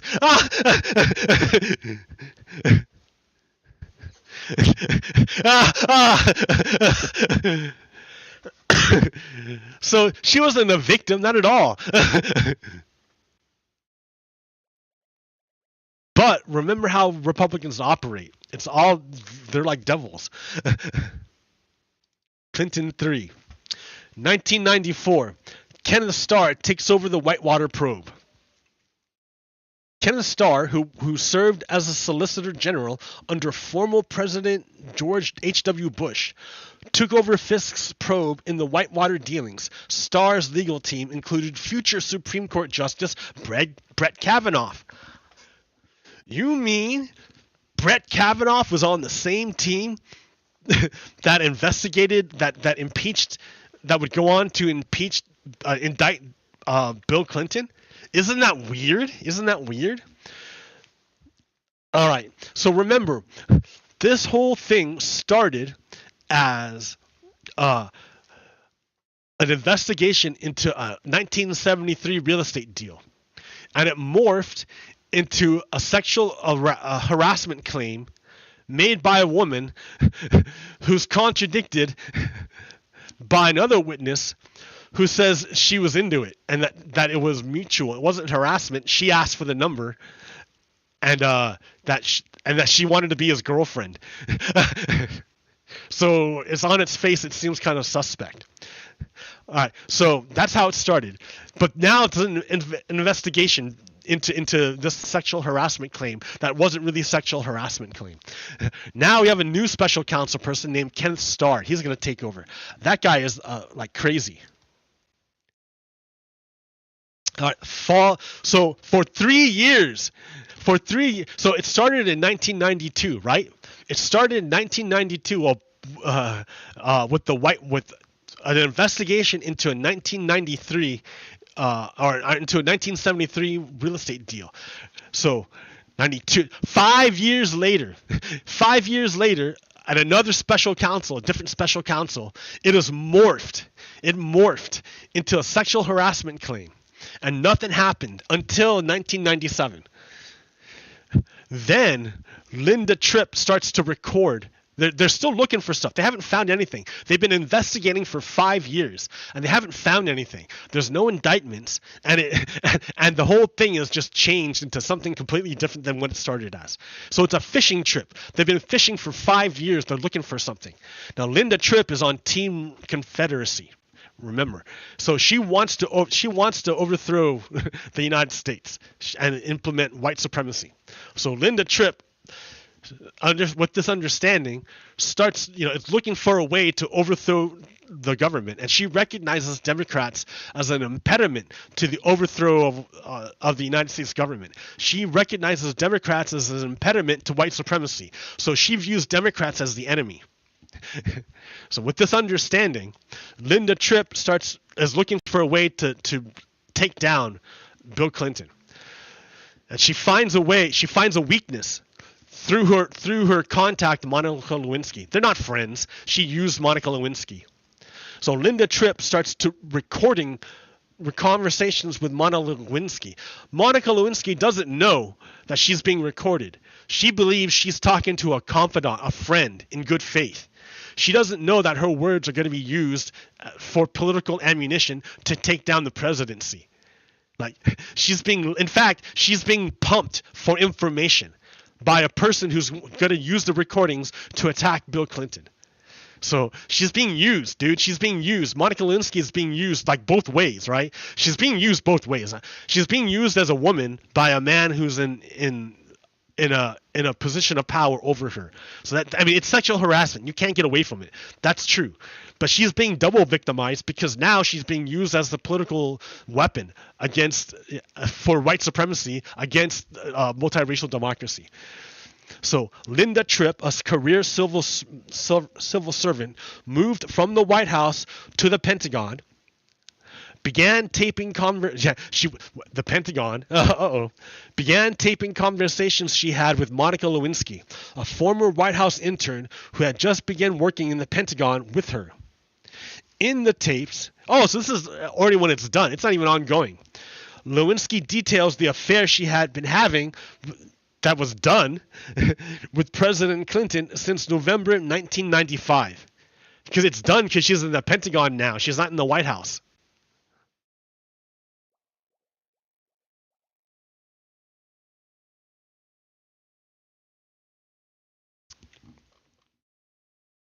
October 1997, 5 years after the start of an investigation into the Clintons over a real estate deal in 1973 or 74. We are now looking at Linda Tripp plays the tapes for a reporter and a book agent. So she's here to make money. She wants to make money. She doesn't submit this to the police to to report a crime of sexual harassment. No. she gives it to a book agent so the book agent she can make money off of it. And then she gives it to a reporter so the reporter can do a story on it and promote her upcoming book. She's here to make money, guys, to make money. Linda Tripp, in a meeting with Newsweek reporter Michael Isikoff, book agent Lucianne Goldberg, and her son, Jonah Goldberg, Tripp played a tape of one of her conversations with Lewinsky. Did Monica Lewinsky know that she was going to be profited off of by her quote friend Linda Tripp? No, she wasn't going to make any money off of it. She was being used by her friend Linda Tripp. How fucked up is that, dude? That's awful. That's awful. Tripp played a tape of one of her conversations with Lewinsky. Newsweek ultimately opted not to proceed with its story on the then unsubstantiated affair. December 17th, 1997, Monica Lewinsky is subpoenaed. Because remember, Republicans only wanted, their main goal is to stop multiracial democracy. They don't really care about justice. They're not interested in justice. They're interested in power. And they found a way to get power through Monica Lewinsky. December 17th. Lewinsky, who left her job at the Pentagon around this time, was subpoenaed by lawyers for Jones's suit against the president. What the hell is the government, Congress, getting involved in a suit being pushed by a private citizen? Like isn't that weird? You would think that you would let the witness testify in front of court if that's what it was about. But instead, the Republicans picked it up right away. And they forced her. It wasn't like she volunteered. They subpoenaed her. So she had to testify. And she had to make it public. It couldn't be done in court. They made her talk about it. So December 28th, 1997, Monica Lewinsky visits the White House. Lewinsky made her final visit to the White House to privately discuss the subpoena with President Clinton. According to a 1998 CNN report, Lewinsky later told prosecutors that the president encouraged her to be evasive to investigators during the meeting. Right?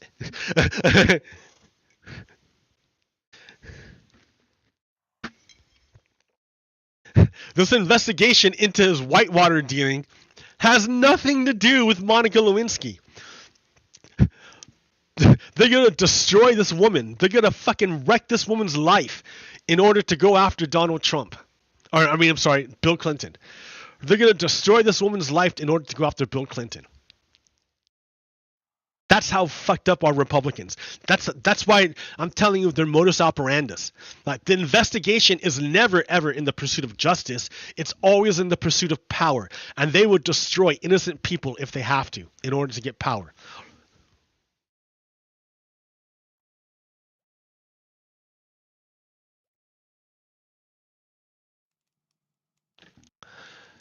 January 7th, 1998. Monica Lewinsky files an affidavit denying an affair with President Clinton. In an affidavit filed as part of Jones's case, Lewinsky denied ever having a sexual relationship with President Clinton.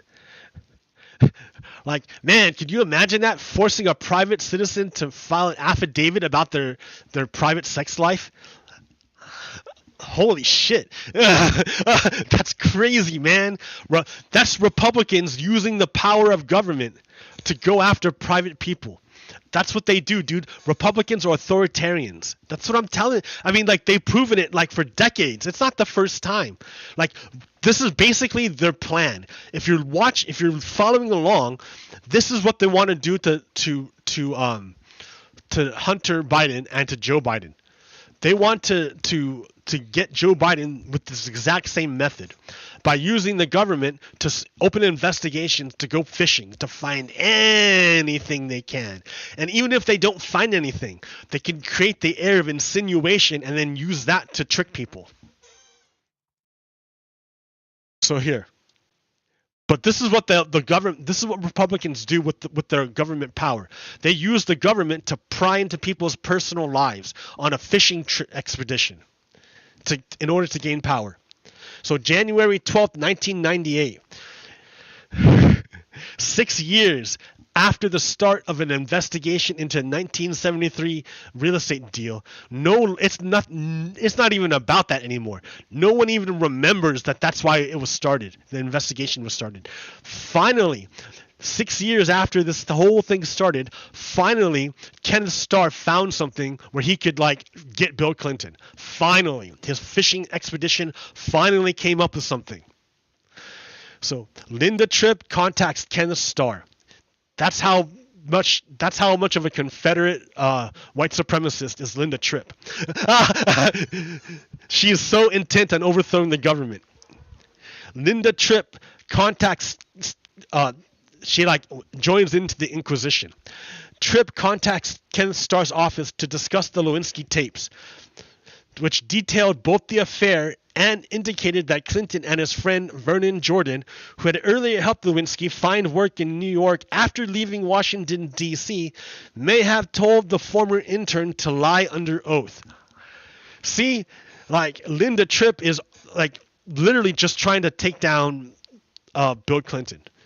She's in service to white supremacy. She's evil, dude. She's evil. She's not trying to help out her friend, her quote-quote friend. She's not trying to help out Monica Lewinsky. She's trying to take down the government. Oh my God. She's evil. I wonder if justice ever caught up with Linda Tripp. January 16th, 1998. The probe expands. Linda Tripp meets with Monica Lewinsky at a hotel. So this is all before the internet and before digital cameras and shit like that. So that's why you couldn't just text messages or email or whatever.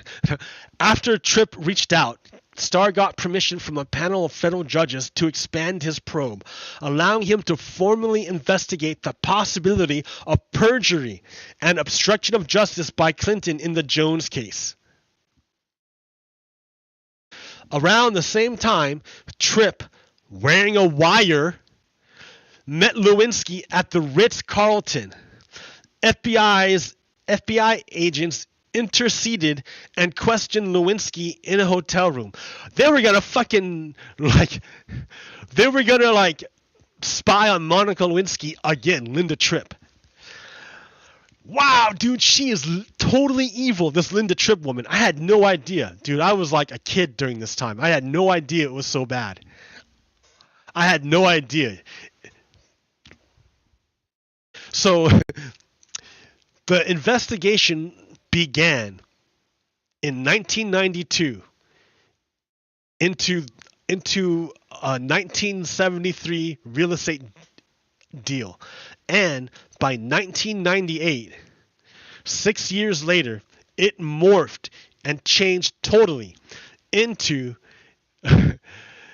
a question of obstruction of justice. if the White House, if Bill Clinton and Monica Lewinsky decided to lie about their affair.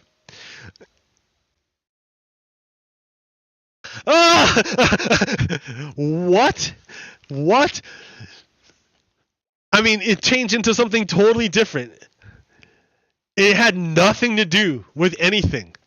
Nothing to do with anything. But that's how Republicans use government. They weaponize government to go after people. Monica Lewinsky's life is utterly fucking destroyed by this. Her life is destroyed. Like, all of this was fucking private. Nobody had to know about any of this until Linda Tripp tried to make money off of it. And the Republicans got wind of it and then tried to turn it into a weapon to destroy the presidency. That because that's what Republicans do. They weaponize government. January 17th, 1998, Bill Clinton gives sworn deposition. In a sworn deposition as part of the Jones lawsuit, Clinton denied having a sexual relationship with Lewinsky, a lie that would later fuel his impeachment. Because this is the moment when Americans decide that a blowjob is sex. That was the ambiguity that Bill Clinton hung his deposition on. Bill Clinton denied having a sexual relationship with Monica Lewinsky because Bill Clinton defined a sexual relationship as sexual intercourse, which includes penetration. Bill Clinton never penetrated Monica Lewinsky. Therefore, Bill Clinton said that was not a sexual relationship. A blowjob is not a sexual relationship. And the courts disagreed. The court said yes, a blowjob is a sexual part of sex is defined as sex and as a sexual relationship. Therefore, Bill Clinton lied under oath. Or not the courts, but I wouldn't say no. The courts didn't do it. I don't know who did it. Let me see. But let's keep going. January 19th, 1998. The Drudge Report mentions Monica Lewinsky. Lewinsky's name resurfaces publicly for the first time via the Drudge Report, a nascent conservative news and gossip website. A post on the site mentions that Newsweek had allegedly delayed publishing a piece on the affair between Clinton and Lewinsky. January 26, 1998. Bill Clinton addresses the nation, denies the affair. In the now notorious public statement delivered on national television, President Clinton denies the claims of the affair with Lewinsky, saying, "I did not have sexual relations with that woman, Miss Lewinsky." July 28, 1998. Like, how ridiculous is this? July 28, 1998. Monica Lewinsky turns over the blue dress. In exchange for grand jury testimony, Lewinsky receives a transactional immunity. It means the government won't go after Monica Lewinsky if she gives up the dress. She turns over a semen-stained blue dress to Star's investigators. So wait a minute. So Bill Clinton basically came. She gave a blowjob to Bill Clinton, and he came on this dress. And she kept a dirty dress for years afterwards. She wore that dress exactly one time and kept it for years afterwards. I don't know, man. I don't know. August 17th, 1998. Bill Clinton testifies before the grand jury and addresses the nation. Again, that's 2 times. Clinton became the first sitting president to testify before the Office of Independent Counsel as the subject of a grand jury investigation. Following his testimony, he addressed the nation live via television, admitting to an inappropriate relationship with Lewinsky, but saying he never asked anyone to lie, hide, or destroy evidence or to take any unlawful action. Right. Like, look how different he is compared to Donald Trump. Like, I can't get over how different he is compared to Donald Trump. We had Donald Trump on tape saying, "Grab them by the pussy, grab women by the pussy." We had Donald Trump being sued by Jean Carroll for rape, for grabbing her by the pussy, for like not way more than inappropriate sexual relations, but for fucking rape. And like nothing happened to him. Republicans don't care. But here we have a more or less consensual relationship between Bill Clinton and Monica Lewinsky that nobody would have known about had it not been for Linda Tripp fucking telling the whole world in order to make money from it and in order to take down the government of because she didn't like the party that was running it. Linda Tripp is a white supremacist.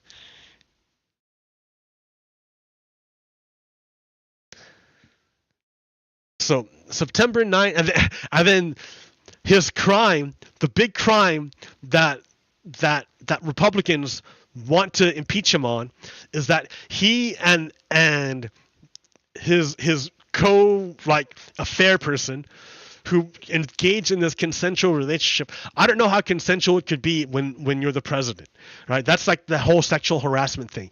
You can't have a consensual relationship with a superior. You can't do it. You can't do it. Like I want to say that it's consensual, but it wasn't, because you can't. That's the nature of the power relationship. You cannot have a consensual relationship with a person, with your subordinate. You can't do it because you're subordinate. They're subordinate to you. Therefore, by definition, it's not equal. And you cannot have a consensual relationship if you don't have equal power, because somebody's given up something. It's not consensual anymore, right? Like you can't be consensual when the person above you is your boss, and your employment depends on the person above you. Just like you can't have a consensual sex if the person is inebriated. They can't consent to sex. A woman who says yes to sex while drunk is not actually saying yes to sex. They're drunk. They can't do it. They're not capable of doing it. They're not capable of doing it, of consenting to sex while they're drunk. So if your relationship isn't there yet, and you're thinking this is how you're gonna get there is by getting drunk first, that's not the way to do it. Because a woman can't consent to having sex because they're not in full control of their bodies at that time, of their faculties. So if they're not in full control, they're not in full power. Your power levels aren't equal, so you can't consent. Just like Monica Lewinsky could not have a consensual relationship with Bill Clinton because Bill Clinton was her boss. I mean, not technically, right? She didn't make any money. She was an intern, not like a paid, not like a staff member. She was an intern. Nevertheless, like it was an inappropriate, and then she left. She left she left her internship at the White House to go work to work in the Pentagon, to be an intern in the Pentagon, to get away from it. So they took steps to fucking fix the problem, right? And it was all fucking taken care of. It was all done and taken care of. It was all taken care of. Basically, there was a bad relationship, shouldn't have happened, but it was solved, right? Internally, it was solved. She went somewhere else, and nothing bad was happening. It wasn't until Linda Tripp blew it wide open, and the Republicans picked it up as a weapon in order to oust Bill Clinton that anything happened. In contrast to Donald Trump, who paid a porn star. No, I'm sorry, who paid a sex worker. I mean, fucking great that she's if you can be a porn star, fucking great. That means you're successful. Not everyone's a porn star. Not everyone who works in the adult film industry is a porn star. But yeah, a sex worker. Donald Trump paid a sex worker to keep quiet about his affair while he was married. Oh my God. And this isn't speculation. This is actual fact. I just want to do compare and contrast, right? I want you to keep both things in mind. Okay. November 1998, Bill Clinton settles with Paula Jones. Clinton settled with Jones for $850,000, according to CNN report, but did not give her an apology or admit guilt in exchange for her agreement to drop the appeal. So it was never proved that Bill Clinton ever sexually assaulted Paula Jones. They never proved it. They never went to court. It was never done. She did it, went to court, she lost, and then she went on appeal to do it again. But Bill Clinton said, you know what? I don't want to fucking deal with it. What if I just give you money and then we shut up about it? and then Paula Jones said, fine. That's different from what Donald Trump did. Donald Trump had an affair with an adult sex worker and then paid her through his lawyer to keep it hidden so that it wouldn't affect his presidential campaign run. You see the difference? Compare and contrast. But for Republicans, it's okay to lie about an affair and paying a lawyer to do an illegal campaign thing. It's okay for Republicans. It's not okay to what? Nothing. Paula Jones none of that got proven. None of what she said got proven. She just got paid to shut up to go away. But it was never proven.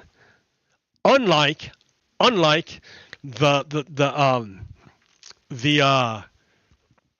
Stormy Daniels thing, where Donald Trump admits that's what happened.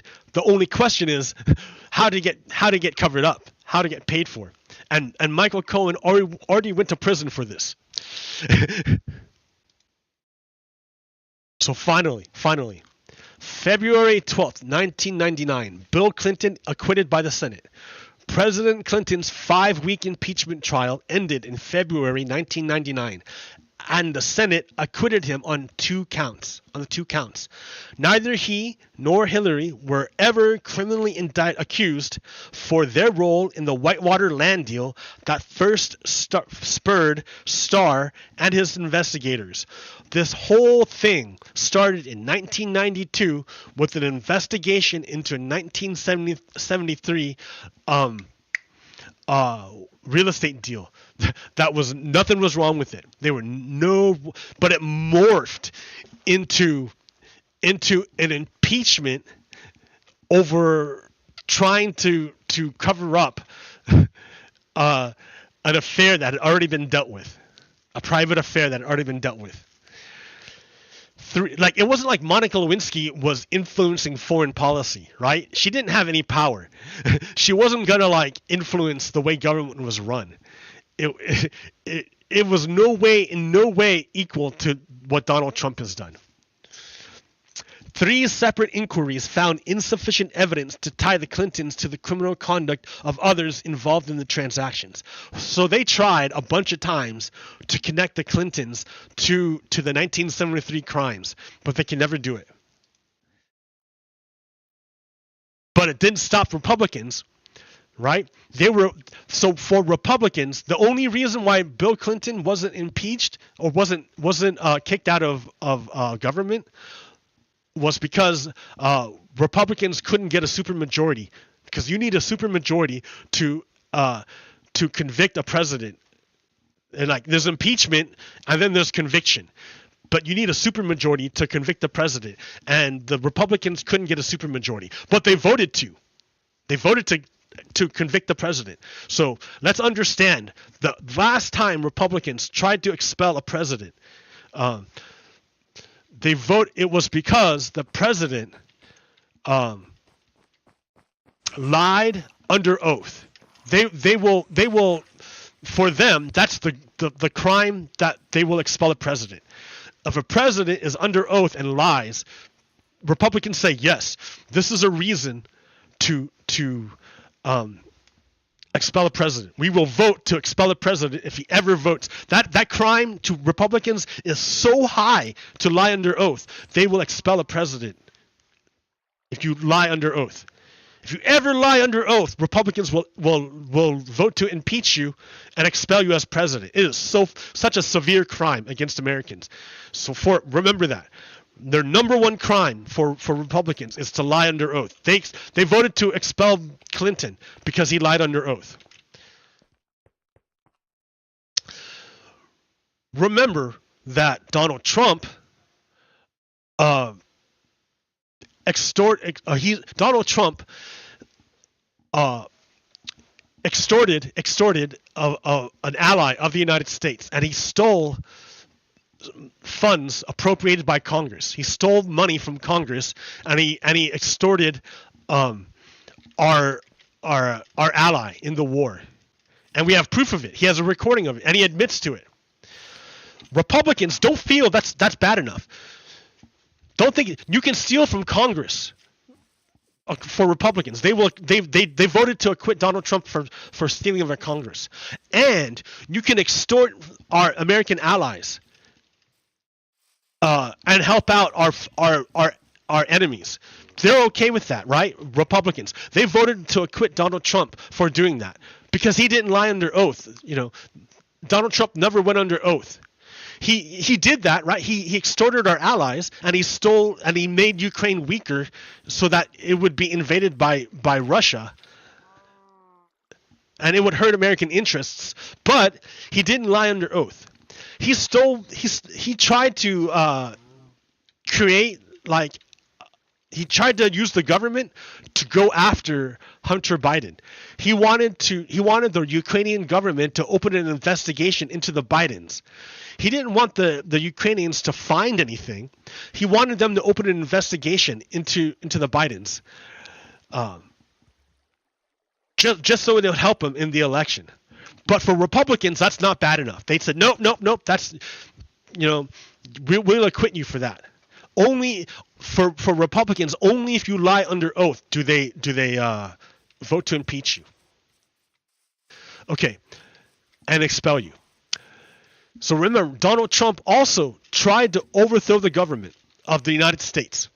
On January 6th, he assembled a mob, and his co-conspirators inside Congress attempted to stop the certification of the election that would transfer power from Donald Trump to Joe Biden, in the hopes that Donald Trump would hold on to power and overthrow the election. He was impeached for that. But all the Republicans voted to say no. Republicans don't feel that trying to overthrow the government and murder members of Congress, Republicans don't think that's a big enough crime to expel a president and impeach a president. We're going to vote to not have that happen, right? So to understand, I need to I should build it instead of just say it. I want to draw the Republican hierarchy of crimes according to Republicans. It's not me saying it. I'm using history to help define it.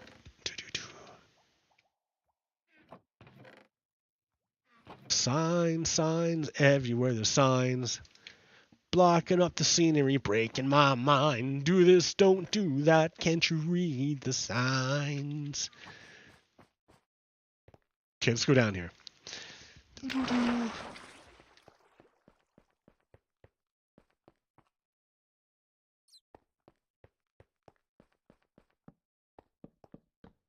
Ta-da!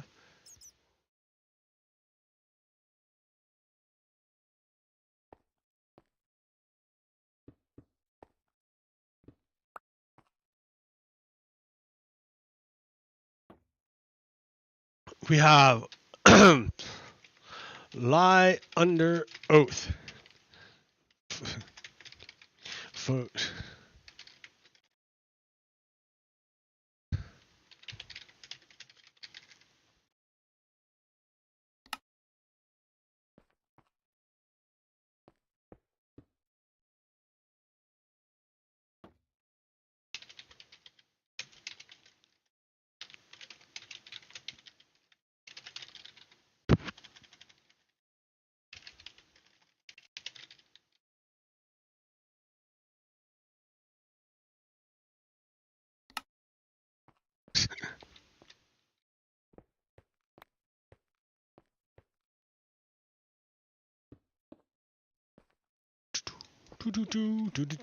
Hey, what's up?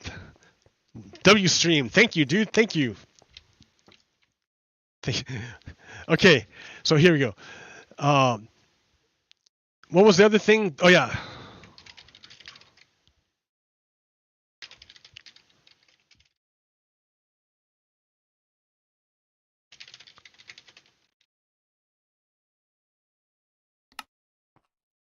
Do do do do do do do do do do. Okay, I just need to make this clear. So for Republicans, if you try to overthrow government and kill Congress, they will vote to acquit you. If you try to extort an ally and if you steal from Congress, Republicans say, no, that's cool. We're going to vote to acquit you. This is what Donald Trump did, and if Donald Trump does it, it's cool. But if you lie under oath, but like with President Clinton, Republicans will vote to impeach you and they will vote to expel you. So for Republicans, it's worse to lie under oath than it is to overthrow the government. It's worse to lie under oath than it is to overthrow the government for Republicans.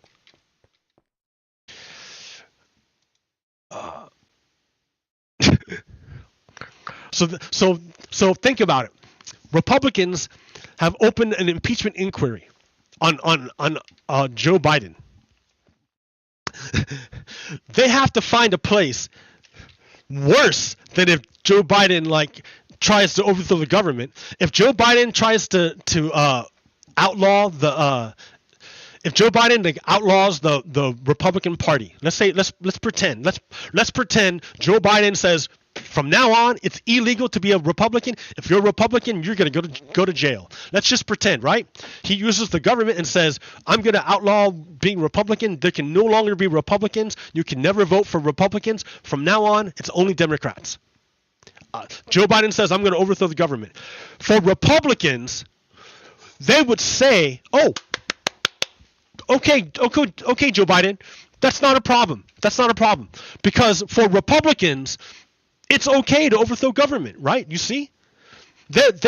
For Republicans, it's A-okay if Joe Biden outlaws the Republican Party. They won't impeach him for that. They won't, because they didn't impeach Donald Trump for doing it. Why would they impeach Joe Biden? Republicans are okay. If Joe Biden outlaws the Republican Party and imprisons all the Republicans, it would be okay for Republicans. They wouldn't mind. If Joe Biden goes to England, if Joe Biden goes to England and says, or any of our allies, France, like the EU, Ireland, whatever. If Joe Biden goes to Italy and says, you know what, fuck you, Italy, fuck all you guys. She's like, if you don't, well, he tried to, right? He did try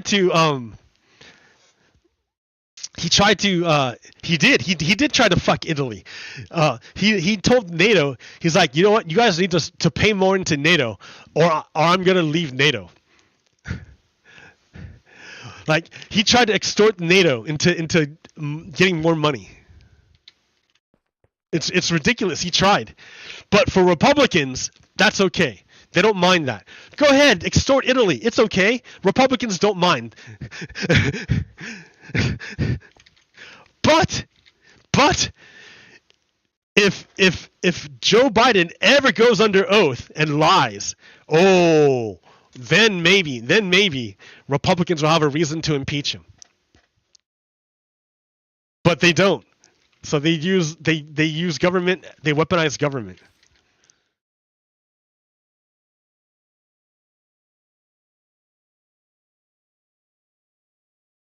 Like here, here. Oh, not that one.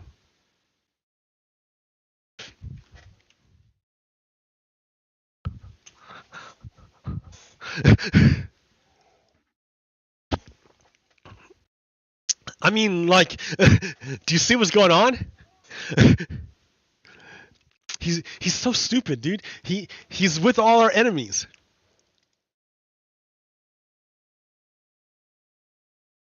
Like, it's ridiculous. It's so ridiculous.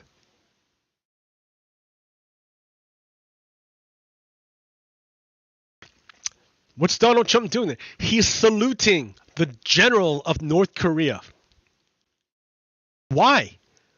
Why would the president of the United States salute the general of a foreign country?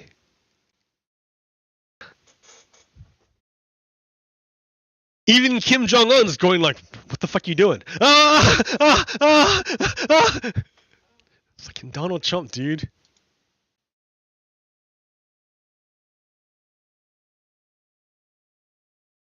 Dude, I mean, it's pretty clear. It's pretty clear that Donald Trump is with our enemies and against our allies. But for Republicans, that's A-okay.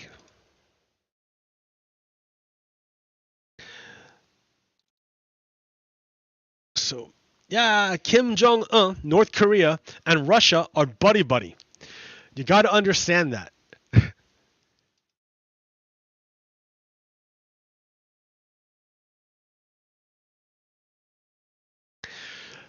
All right. So I've been going for a while. I kind of need a break. But I want to go over Biden Burisma again. Biden Burisma. Because it's important. Because you have to know the timeline in order to understand the attack that they're doing. What Republicans are doing.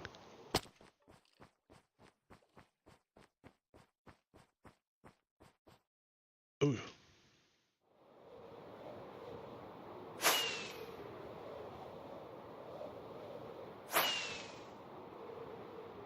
Let's go hang out at this other village.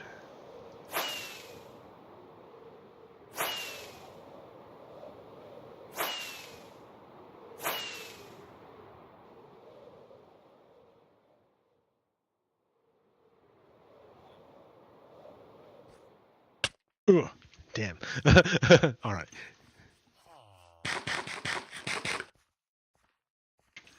All right.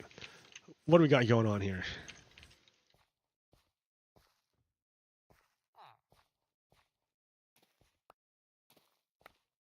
Biden Burisma. Let me make some coffee. Because what happens is that Republicans use the confusion surrounding Ukraine in order to attack Joe Biden. But it's not a new thing. They've been trying to do this attack for years and years and years. So it's easy to trace. Once you know the timeline, it becomes transparent what Republicans are doing. Dry my hands. Open the coffee. Scoop it out. 2 scoops. 2 scoops. 2, 1, 2. Da da da. Pa da ba ba ba ba ba ba. Seal up the coffee again. Seal in the flavor again. Seal. Man, I am addicted to coffee. Like, you wouldn't believe. I mean, I guess I'm not addicted. I mean, but I really, really like it, so I buy it all the time. It's like the fuel that gets me going in the morning. Like, it kind of is amazing.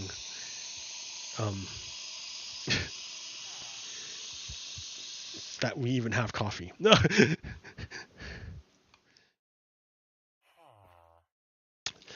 I love this drug, coffee. Coffee.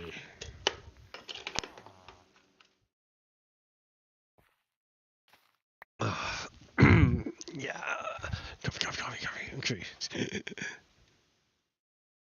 Da-da-da. So, you can understand, you can see how Trump and Clinton are like, you can see how the Republicans use government to, they weaponize government. And you can see that their plan with these investigations. Republicans use investigations not to serve justice, but to go after their enemies. So we got to understand this Biden Burisma thing. And it starts with a timeline. So here we have this timeline. And I want to focus in on this part here. So this is the beginning, right? This is 2019, 2010, 2011, 2012, 2013, 2014, 2015, 2016. That's when Barack. Oh yeah. Oh, this is when like toward the end of 2016 is when Donald Trump wins the election. Remember? In the United States. So this is for the United States, but this is a timeline that is also about Ukraine. So at the end of 2016 is when Donald Trump wins the presidency. But in Ukraine, it's different. There's a guy named Yanukovych. Oh, Yanukovych.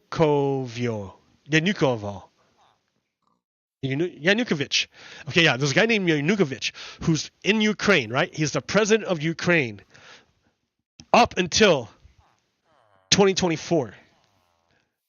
Here, let me show you another one first before I do this one.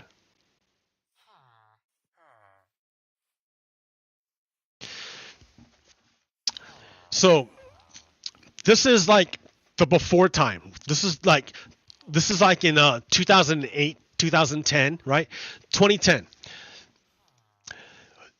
The president of Ukraine at that time, 2010, is Viktor Yanukovych. Oh, you know, I can do this. Open with.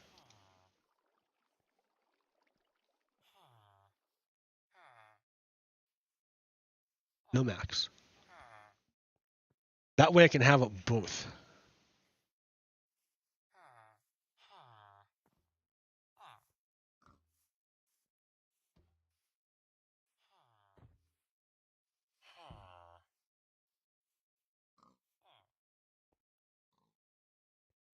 Oh, wait, no.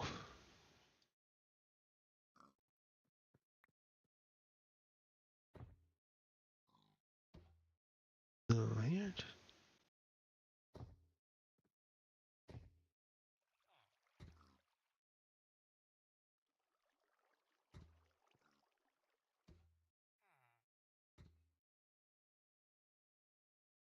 Ta-da, there, perfect. Okay, so the timeline is around 2010, right? Yanukovych is the president. Yanukovych. Viktor Yanukovych.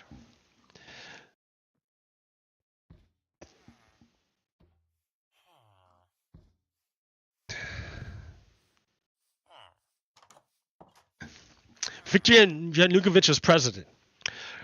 Yanukovych is president of Ukraine. But Yanukovych is not a real president. He's a puppet of Russia. Yanukovych is a puppet of Russia. He's on team Putin. Yanukovych. So he's corrupt. He's corrupt. And he wants to take Ukraine and pull it back into Russia. That's what he wants. All right. So he's on team Russia. There's a line there. In fact, here, you know what I should do? I want to be able to draw on it because drawing on it is the best. I love having a fat video card because I can do like amazing things like this without choking on stuff. I can close this guy, open this guy, drag it over here, and draw on it.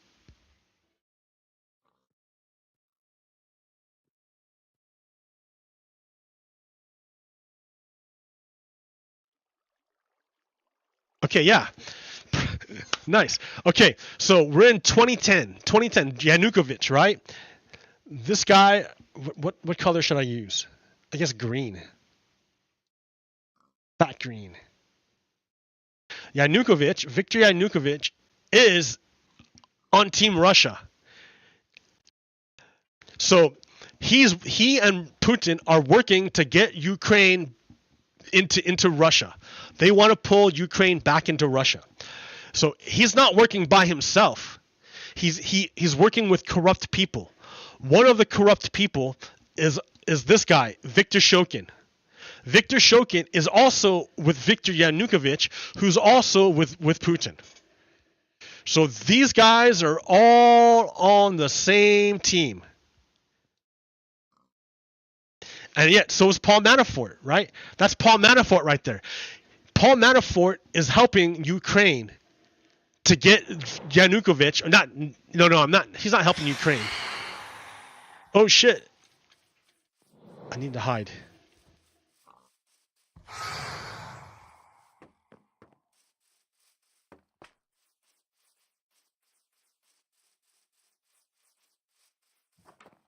There's no beds. There's no beds. There's a... How come I have no beds? Dude, my video card is handling this like a champ. I can't believe it. I've got like a whole bunch of shit going on at once. All right. So, Paul Manafort used his tricks. Paul Manafort used his tricks in Ukraine, in the Ukrainian election, to get Viktor Yanukovych elected into Ukraine so that he can pull Ukraine back into Russia. And he installed Viktor Shokin as a crony to help pull Ukraine back into Russia. Do you understand the players here? Viktor Shokin is with the president, Viktor Yanukovych, who's with Putin. This guy here, Nikolai Zolchevsky, this guy here, he owns Burisma. He owns Burisma. So he's the owner, and he also is with Putin. So all these guys are with Putin, and they're all trying to drag Ukraine back into Russia. Do you see? They're like a claw. But if you look on the timeline, so here's Yanukovych. He's working, trying to pull Ukraine back into Russia. So the owner of Burisma is Zolchevsky. Now right here, this arrow here, at this time, 2012. Oh, why can't you read it? What's up there? This bullshit. What is this that I want to get? I want to get rid of that.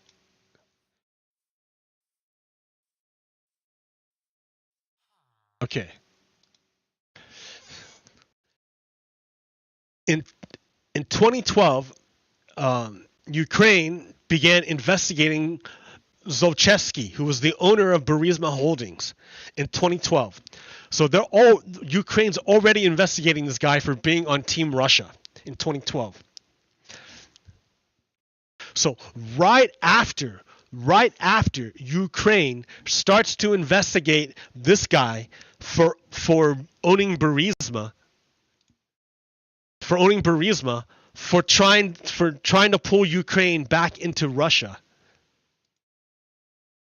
This guy, Zolchevsky, gets Hunter Biden to join the Burisma company. Hunter Biden never goes to Ukraine. He never meets anybody. He never met Viktor Yanukovych. Never. He never met Viktor Shokin. He never met Putin. He never met Paul Manafort. He never met Zolchevsky. He only talked on the phone. That's it with Burisma. So that happened right after Burisma started becoming under investigation. So, okay, and then in 2013, in early November 2014, over here, Deutsche Bank reported that 24 million of funds from this guy, his company, went missing, and it was wired from Ukraine to Cyprus. So this guy took $24 million out of Ukraine, out of Burisma, and he sent it to Cyprus in order to take the money out of Ukraine. Right after he moved the money out, the UK did an investigation into his companies and froze his money. and it froze approximately $23 million belonging to companies controlled by Zolochevsky. So this guy had a bunch of money in Burisma. He was using Burisma to defraud the Ukrainian government. He's a bad guy, but remember, he wants Ukraine to go back to Russia. So he was using his company to defraud the Ukrainian government and siphon wealth back into Russia. So Ukraine started to investigate him. When he started to be investigated, he brought on Hunter Biden onto the board. Hunter Biden is totally clueless about anything going on there. He just knows he's got to get a paycheck somehow. He doesn't know anything about this. Okay. Then what happens? At the end of 2013, remember the president, Viktor Yanukovych, is a bad guy. And he's trying to pull Ukraine back into Russia. So the people of Ukraine, they don't want to do that. They gained independence from Russia in the 90s. Why would they want to go back? They don't want to go back to Russia. No way. So, but they see that this president dude, Viktor Yanukovych, who got put into power because Paul Manafort helped him, this guy is trying to pull them back into Russia. So the Ukrainian people do what do what all people have the right to do. They fucking rebelled against the government. They had a revolution. They said this government doesn't represent the people. This government is not representative of the people. The power comes from the people, and the people of Ukraine are revoking it. So for 3 months, the people of Ukraine, through the fucking winter time, dude, in the winter time, ice cold winter time, they staged a protest in front of the presidential palace. And for 3 months, they protested it. And eventually, after 3 months, they were getting shot at by government snipers. They were getting attacked like all the time, the people of Ukraine. But eventually, after 3 months of time, this dude, Viktor Yanukovych, fled. He left. He left Ukraine and he went back to Moscow. He left Ukraine and went back to Moscow. And instead, the people elected this dude, Petro Poroshenko. The Ukrainian people elected Poroshenko. I'm going to change the color from green to teal. No, not teal, because that looks like Burisma. Orange? Yeah. The people elected Poroshenko. So Poroshenko is not connected to the Russians. He's not connected to the Russians. He's not in it. The people of Ukraine threw out Yanukovych and installed Poroshenko. You see how it changed from pink to purple? That's this dude. Now he's the president. Now he's the president. But at that time, the Americans, we don't know what's going on anymore. This is like 2014. We don't know what's going on anymore. Like everything is going crazy in Ukraine. So in order to find out, we send Joe Biden, the vice president, in order to go there and find out what the hell's going on. He's not there for Hunter Biden. He's not connected to the Ukrainian or the UK who froze the money. The money that this dude, Poroshenko, or this dude, Zolochevsky, he stole it, right? He stole that money and wired it to Cyprus. And then the UK froze that money in the rest of his bank in order to try to catch it before he can steal it out of Ukraine. And remember, this dude is on the same team as Yanukovych. Yanukovych got kicked out by the Ukrainian people in a revolution, and he fled back to Moscow. So this guy is on team Moscow. He's embezzling the money out of Ukraine for Moscow. He's corrupt. That's the problem with Ukraine. Inside Ukraine, the people are trying to be free, but there's a lot of people in Ukraine who are corrupt, and they want to drag Ukraine back into Russia, where they don't deal with justice. Russia is fundamentally anti-democratic, fundamentally opposed to rule of law. That's why they're such a good fit with Republicans. Anyways, Poroshenko becomes president after Yanukovych gets kicked out. Joe Biden gets sent there becomes point man to go figure shit out. Right? And then, so Joe Biden is is spending the time to try to figure out what's going on. In 2015, what happens? Joe Biden figures out and says, you know what? This guy right here, Viktor Shokin, he's a bad guy. This guy's a bad guy. He's on Team Russia. Poroshenko is the president. Joe Biden says, yo, dude, Poroshenko, we're not going to, and the problem is the UK is investigating Burisma, right? But they can't investigate Burisma because this guy, Viktor Shokin, is blocking. And switch to green. Viktor Shokin is blocking the investigation that the UK is trying to do. UK is wants to investigate Burisma, but Viktor Shokin, left over from Viktor Yanukovych, who went back to Russia, he's blocking the UK investigation. So Joe Biden in 2015 comes by and says, look, dude, Poroshenko, I know you're a new president. You're not like Viktor Yanukovych, but I want you to prove it to the United States. We're not going to give you any money. We're not going to give you any money until you do something about this Viktor Shokin guy, because he's stopping the investigation into Burisma. So Poroshenko says, okay, Biden, whatever you say, dude. You want me to kick this guy out because you guys say he's a bad guy? All right. So Poroshenko comes and kicks him out. Poroshenko kicks him out. Just like the people kicked out Viktor Yanukovych because he's on Team Russia, right? They kicked this guy. And remember, Paul Manafort is also on Team Russia. Paul Manafort. As well as this owner guy who owns Burisma. Now, Hunter Biden joined just for a second. Okay. All right. So Joe Biden comes in the picture and says, look, dude, we're not going to give you money, Poroshenko, until you get rid of this guy, Shokin. So he does. Okay, good deal, right? So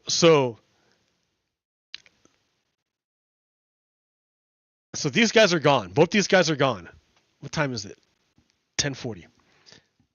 Now, in 2017, now in the United States, now here, it's Donald Trump. Donald Trump is now president in the United States. Okay? And in the middle of 2018, what does that say? On 15th of June, 2018, after the Solomensky District Court in Kyiv has annulled the ruling of the Specialized Anti-Corruption Prosecutor's Office to close a criminal proceeding against him, in 2017, Zlochevsky was accused of having illegally issued, while he was ecology minister in 2010 to 2012, oil and gas license. In other words, the government, the Ukrainian government under Poroshenko accused this dude here, Zlochevsky, owner of Burisma, of being a bad guy. He was a bad guy before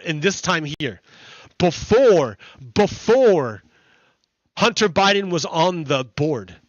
They accused him of being a bad guy before Hunter Biden was on the board. So before Hunter was even there in Burisma, this guy was already accused of being a bad guy. So in 2019, President Donald Trump's personal lawyer, Rudy Giuliani, attempted to secure a visa from the State Department for ousted Ukrainian prosecutor Viktor Shokin. Diplomat George Kent told congressional investigators this week, according to two people familiar with the deposition. So Donald Trump, on Team Russia, tried to get this bad guy, Viktor Shokin, back into the United States. Remember, Viktor Shokin worked for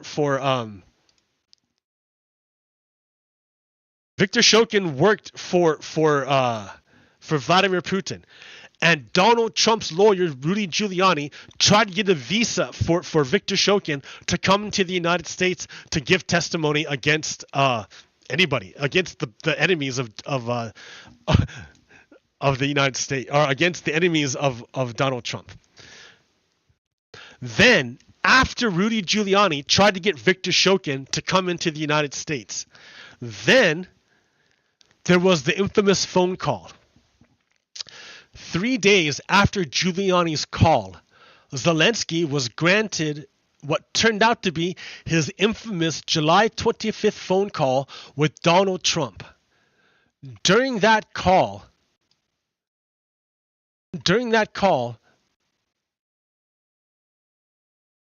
no, dude, don't do that. During that call, the president increased the pressure for Ukraine to, quote, do us a favor and to do whatever you can do to, quote, look into Biden's son and Biden, bragging that he stopped the prosecution of Burisma, the company associated with Hunter Biden.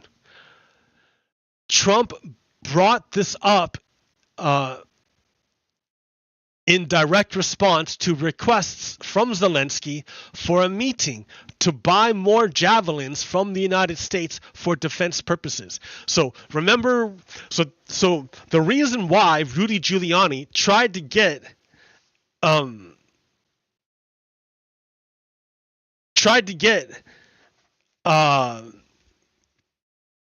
Shokin into the United States was to create some false investigation into the Bidens. So already he was already talking about this bullshit back then. What I'm trying to show you is that there's no connection. And then in 2019, the people of Ukraine elected Zelensky, right? And that's when they had the phone call, when Donald Trump pressured Zelensky. So that's the story. That's the story there. When Republicans talk about trying to the Hunter Biden scandal, that's what they're trying to do. That's what they're talking about. They're talking about how Republicans work with the Russians in order to create a false narrative to overthrow or to oust Joe Biden. The same way they did it with Bill Clinton. The same way they tried to do with Hillary Clinton. They did it really with Benghazi. It's the same modus. All three are the same modus operandus of Republicans. They don't care. But it's good that you understand it and see it so that you don't fall victim to their charm spell. Because that's how they trick their people, right? Their people don't understand how they're being manipulated. So the people are easily manipulated.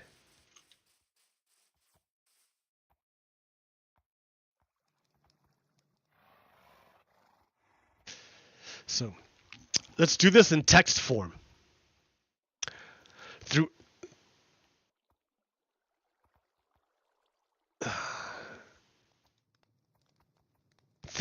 2015 and early 2016, domestic and international pressure, including from the IMF, the EU, and the EBRD, built for Shokin to be removed from office. The Obama administration withheld $1 billion in loan guarantees to pressure the Ukrainian government to remove Shokin from office. So it wasn't just Obama that wanted Shokin removed. It was the whole Western world that wanted him removed because Shokin was a corrupt guy.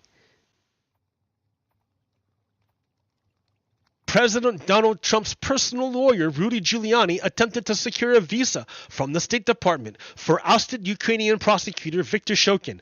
Diplomat George Kent told congressional investigators this week, according to two people familiar with this deposition. So why would Donald Trump try to get this corrupt prosecutor to come to the United States?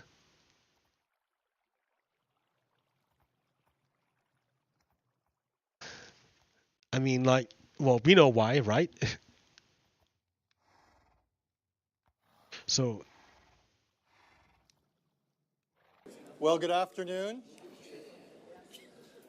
I want to welcome one and all to today's Council on Foreign Relations meeting, which, among other things, is here to launch the to do in light of the distance that is being even further distance being created between the United States and Turkey relative to the Kurds and people of YPG. We've 50-45. I don't have enough granular data to be able to give you a better answer than I have now, which is I don't think Russia can, in fact, dictate to Iran what happens in Syria. And I don't call before. I just want to put one other issue on the floor before I get another question or two, which is Ukraine. This administration, unlike the administration you worked in, decided to provide limited defense articles to Ukraine. Do you think that was a wise decision? And more broadly, do you see any scope for any sort of a deal on eastern Ukraine? The answer is yes, I think it was a wise decision. But then again, I was pushing that for 2 years before we left. So, and the reason is I think the more you up the ante, the cost to Russia for their aggression. I mean, as you all know, and you know this better than anybody, you know, the one big lie going on about Ukraine back in the rest of Russia is that no Russian soldiers are engaged, they're not dying, no body bags are coming home, et cetera, because there's overwhelming opposition on the part of the body politic in Russia for engagement in Ukraine in a military sense. Do I think there, I think. So what Joe Biden is saying, what he's saying there is that the United States wants to increase the cost for Russia to invade. It's in the interest of the United States for them to help Ukraine to increase the costs of to invade Ukraine because the Russian people don't want to go to war. They didn't want to invade Ukraine. In fact, you remember how this whole thing started back then. The Ukrainians overthrew that corrupt Ukrainian president Yanukovych, and they installed Poroshenko. Well, the way that Russia responded to its puppet being kicked out was they invaded. They invaded and took over eastern Ukraine and Crimea. So, but the thing is, they couldn't do it outright with the military. Instead, what they did is they used little green men, quote, quote, little green men. What that means is they were Russian troops, but the Russians didn't wear any insignias, and they didn't have any outright declaration that that's what they were doing. They didn't say they were invading. They pretended that it was not invading at all, that it was just a regular internal uprising from Ukraine. But it wasn't internal at all. It was Russian troops literally crossing the border to take over the eastern Ukraine. That they literally did that, and they got no pushback for it. So the United States is like, that's fucked up, dude. That's fucked up. We need to increase the cost it would take for Russia to do that again. And at that time, Ukraine could do nothing to stop it. They had no weapons for defensive purposes. No nothing. So Joe Biden is arguing that, yes, the United States should supply Ukraine with javelins so that they can better stop Russia from invading. Trump, on the other hand, sabotaged that. He attempted to say, no, Zelensky, no, Ukraine, the Americans are not going to give you these weapons unless Ukraine starts an investigation against my political rival, against my political opponent. That's what Donald Trump tried to do. I want you to see the difference here. I think the Donbass has potential to be able to be solved, but it takes two things. One of those things is missing now, and that is I'm desperately concerned about the backsliding on the part of Kyiv in terms of corruption. They made, I mean, I'll give you. See? So remember, I told you that Ukraine is trying to be free, but there's a lot of bad people in Ukraine who are corrupt, and imagine the problem with Syria. Remember Syria. The problem with Syria, like, hey, what's up, Ohio, what's up? The problem with Syria, what is that the government in Syria is Bashar Assad Bahar, like a bad guy. It's a bad guy. It's a Russia-backed government in Syria, and the people who are opposed to the Russian government, who are trying to are trying to rebel against the government. You don't know. The Americans don't know who they are. It could be anybody, right? They're just various rebel groups. Are they on fighting to overthrow the government for democracy? Maybe. Or are they trying to overthrow the government for what's it called? For Muslim rule? For ISIS? Well, that'd be a bad thing. So, like, the Americans can't just give weapons and assistance to rebel groups in Syria because we don't know if they're going to use them for corrupt purposes. So, same thing in Ukraine at that time. Ukraine just overthrew the people of Ukraine, ousted the Russian puppet, Yanukovych. They ousted the Russian puppet in Yanukovych. So, and they're trying to free themselves of Russian corruption. So for the Americans, they're like, sure, dude, we want to help you out, Ukraine. We want to help you to defend yourselves against Russian aggression. However, we don't know, like, exactly who you are. Just like we don't know exactly who are the rebel groups in Syria. So for the Americans to say, like, so the Americans are saying, look, Ukraine, we want to help you out, but you need to show us that you're on the up and up, that you're on team good guy and not on team Russia. So one way you can show the Americans and everyone else that you're on team good guy, it's not just the Americans, right? It's Europe, it's the IMF, it's everybody. Everybody in the Western world wants this guy out. They said, look, the way you can prove to us that Ukraine is turned over a new leaf and you guys are on team democracy, the way you can prove that is by if you fire this guy, this Viktor Shokin guy. We know this Viktor Shokin guy is a bad guy because we're trying to investigate this company called Burisma. But this Viktor Shokin guy keeps getting in the way of our investigation.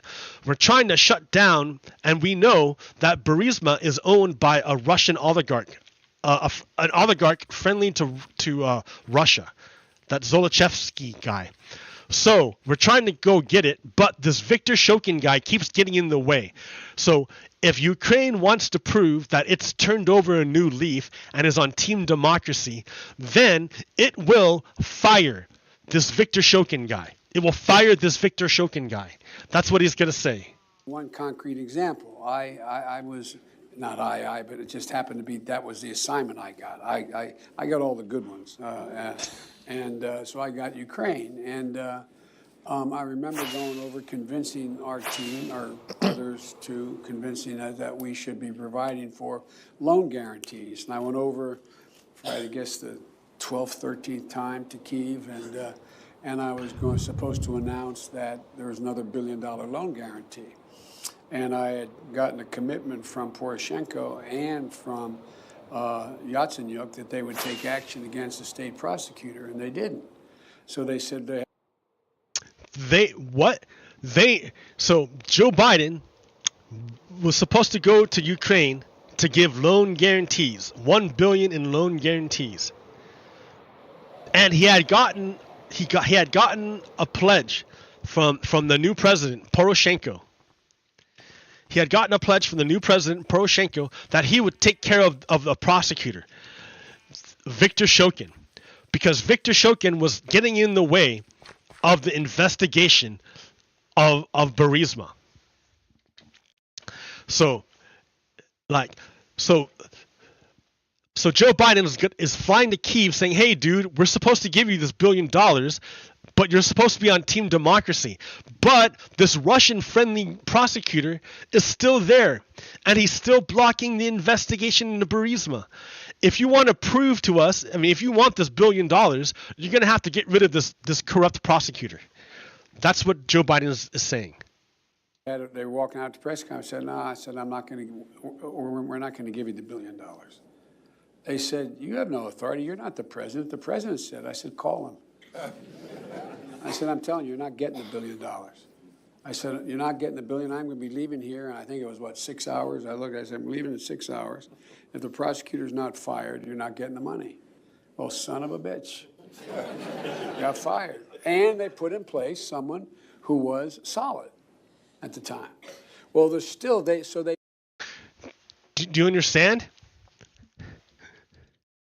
Joe Biden, on behalf of President Obama, he's not just a random person, right? Joe Biden wasn't just a random private citizen. He was literally there on behalf of the United States. He was literally there on behalf of the United States. And the corrupt prosecutor wasn't just because the Americans thought he was corrupt. Everybody thought he was corrupt. Everybody in the West thought he was corrupt. He was working for Team Russia to embezzle money out of Ukraine and give it back to Russia, to Russian oligarchs. And Viktor Shokin was blocking the investigation into Burisma. So yeah, they wanted to get rid of him. So I have the whole video, right? I have the whole thing, not just that clip. I have this whole thing.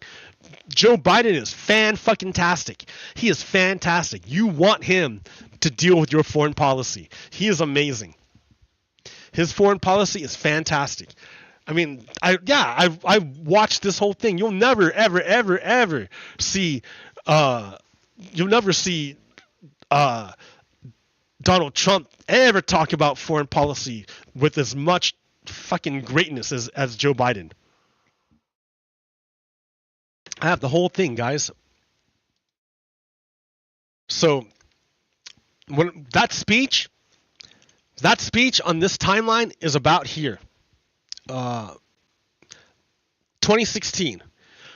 Joe Biden went to the speech and said, look, guys, IMF, the EU, the EBRD, and the USA, we all want this Viktor Shokin guy out because he's blocking the investigation into Burisma on behalf of this bad guy, Zolochevsky. Zolochevsky only got brought on Hunter Biden in April 2014. Zolochevsky named Hunter Biden to son of then U.S. Vice President Joe Biden to Burisma's board as director of Burisma. So Zolochevsky named Hunter Biden to the board of Burisma at the same time as the UK froze the funds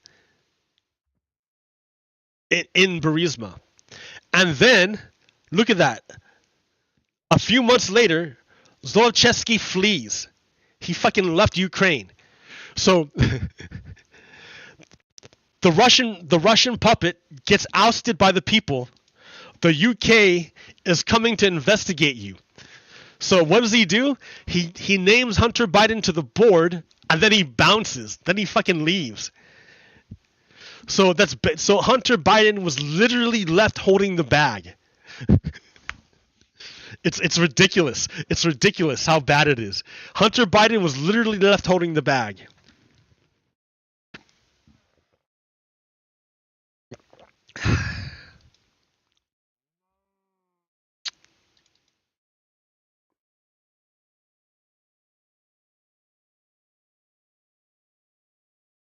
Trump org fined $1.6 million after conviction for 17 felonies, including tax fraud. This is the company owned by President Donald Trump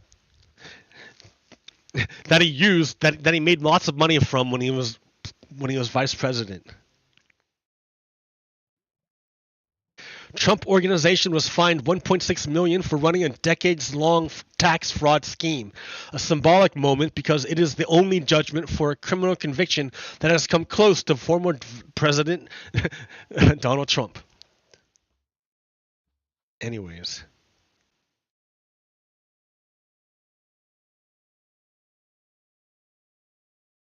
We don't have the evidence now, but we may find it later. McCall is what passes for a serious Republican these days. They have no evidence of any crime by Joe Biden. They have zero.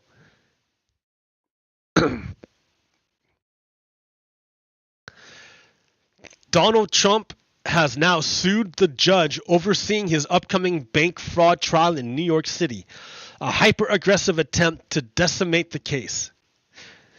News update. The appellate judge has granted Trump's request. Trial is now in limbo. So in other words, Donald Trump's criminal organization was going to be like, brought to trial, but Donald Trump sued the judge. What? And then an appellate court agreed with his suing of a judge. So his trial is delayed, in other words. Man, he's just going to delay everything.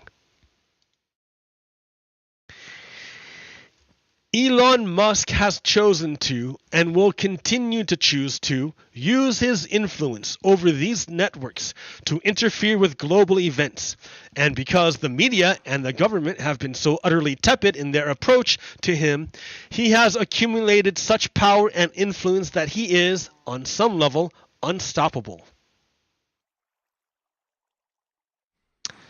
Elon Musk is a bad guy. Yeah. Oh, yeah. So there's a North Carolina, like this thing here would mean nothing to my brain in 1994. I'd be like, what's this talking about? This is a text messaging for a mass shooting. People saying that they're safe from a mass shooting. Like, man, what a fucked up world we live in. In 1 year, child poverty in the United States more than doubled. The staggering rise follows the GOP and Joe Manchin's crusade to kill the expanded child care credit. So Joe Manchin was really stoked. He was working real hard. He's like, you know what? These American kids have it too good. He's like, I want the American kids to suffer. I want American kids to do terrible in the United States because Joe Manchin feels that American kids are trash. Right? Why else would you do something like this? So in order to make sure that American kids suffer way more, Joe Manchin took away the highly successful child tax credit. What's the child tax credit? It's a bunch of money you get if you have kids. Why would you need a bunch of money if you have kids? Dude, have you ever tried raising kids? Kids are fucking expensive, man. It's ridiculous how expensive kids are. They're a bunch of money. You have to spend a bunch of money on kids to raise kids. Like it's fantastic when they move out because you don't have to support them anymore. Kids are expensive as fuck.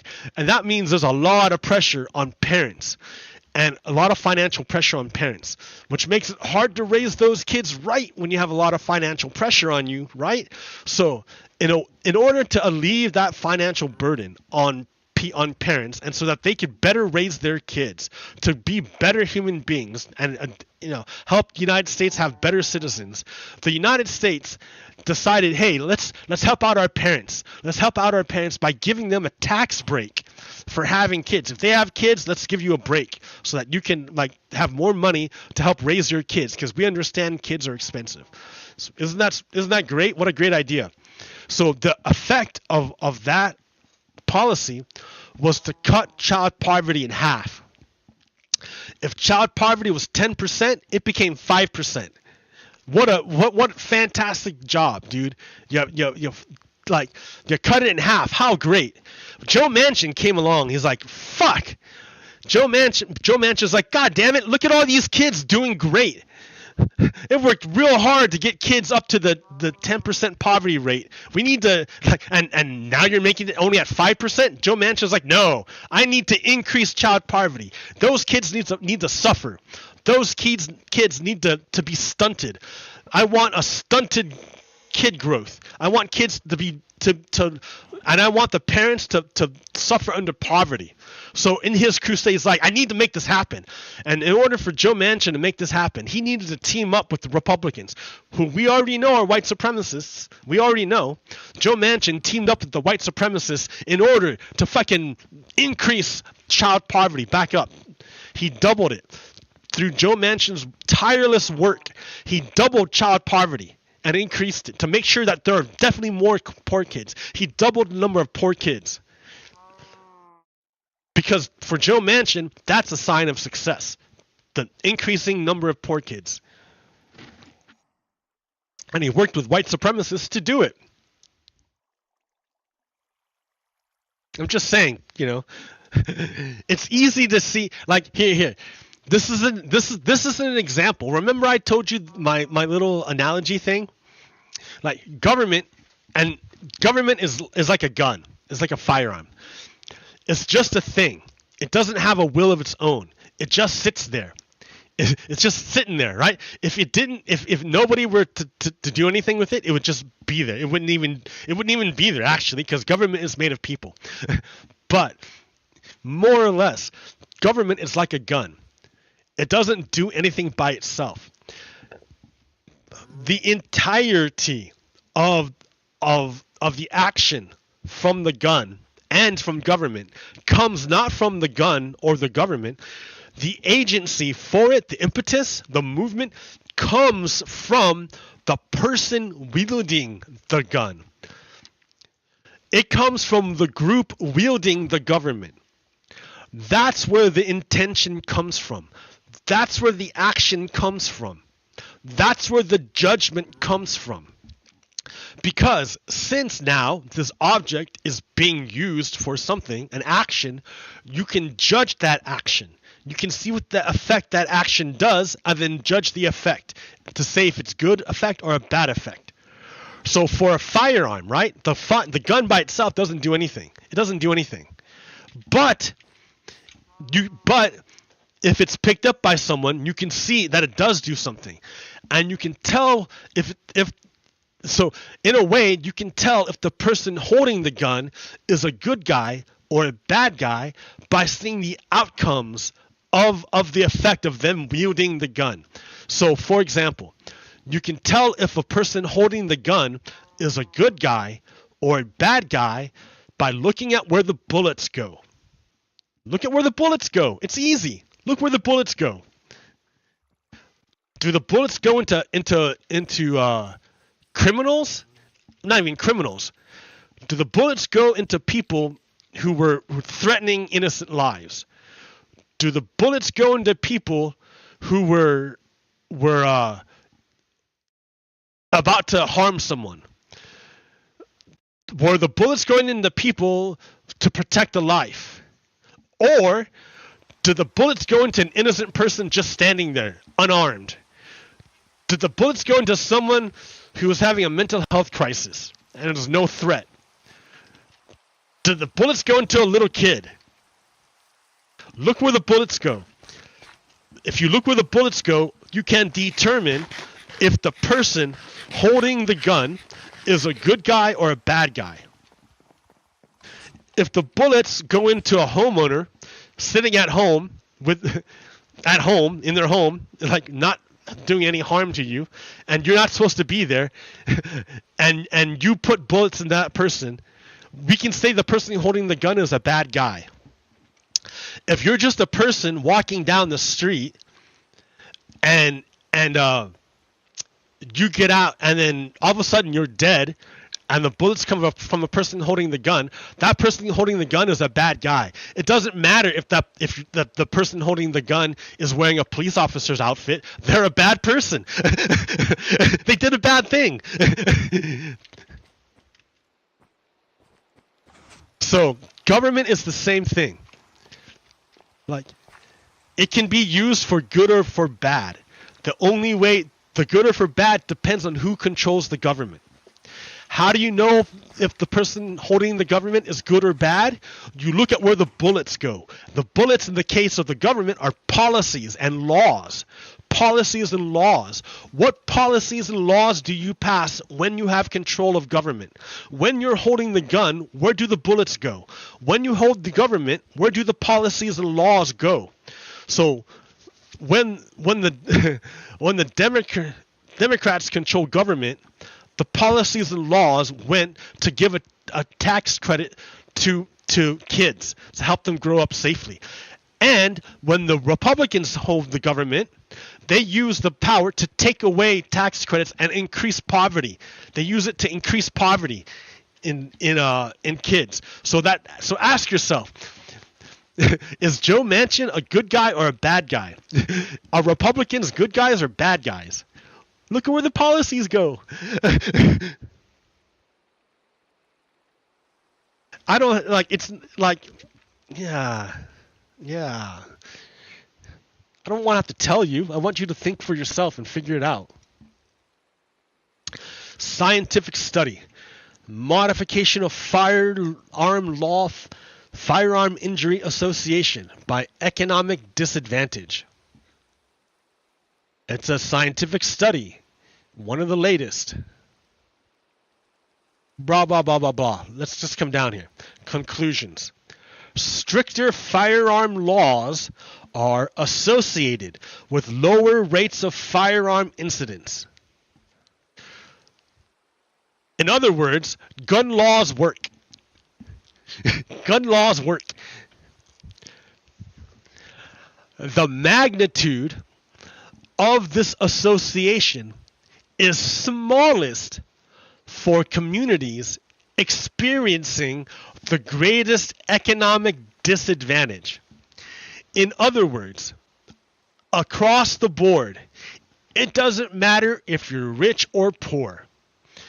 If the state in which you live has strict gun laws, you have less incidences of firearms. I don't know what they mean. Injuries, deaths, murders, crime, anything. Incidences. Because firearm laws work. However, if you're in a poor state, the effect of those firearm laws on reducing the number of firearm incidences will be less. In other words, yeah, it works, but it doesn't work as good if you live in a poor area. But it works. It's not just me saying it, it's scientific fact. I can't believe how many times I've heard people say, "Oh, but it's a gun-free zone," and like that's example of they're not actually like making a truth claim. What they're doing is insinuating, and we all know because they don't have any truth on their side. Man charged after 2-year-old finds gun on bed and shoots him in the back. When did this happen? Like 3 days ago, September 14th. Fort Wayne, Indiana. An Indiana man faces felony charges after he was shot in the back by a 2-year-old boy who found the weapon on a bed, according to authorities. Charged with neglect of a dependent, resulting in a serious bodily injury and unlawful possession of a handgun. He is not legally allowed to carry a gun because of prior felony convictions. The thing is that he's like, why wasn't he like charged before? Because his last name isn't Biden. He had to get shot by his 2-year-old son before the law went after him. Man, that's what I mean. The Republicans aren't interested in justice. They're only interested in using the law against their political enemies.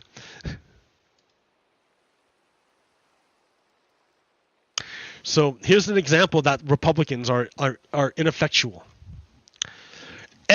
From AOC, fun fact, every government shutdown in the last 30 years occurred when Republicans had control of the House of Representatives. Last time it happened, it drove people to food pantries and forced an $8 billion hit to the economy. They treat people missing paychecks like it's no big deal. And the credit rating for the United States went down because Republicans went to the brink on the debt ceiling. Republicans literally are unable to govern. They don't have an interest in governing. All they're interested in is power. That's why they always shut down the government. It's not because the government can't work. It's because Republicans want the government to fail.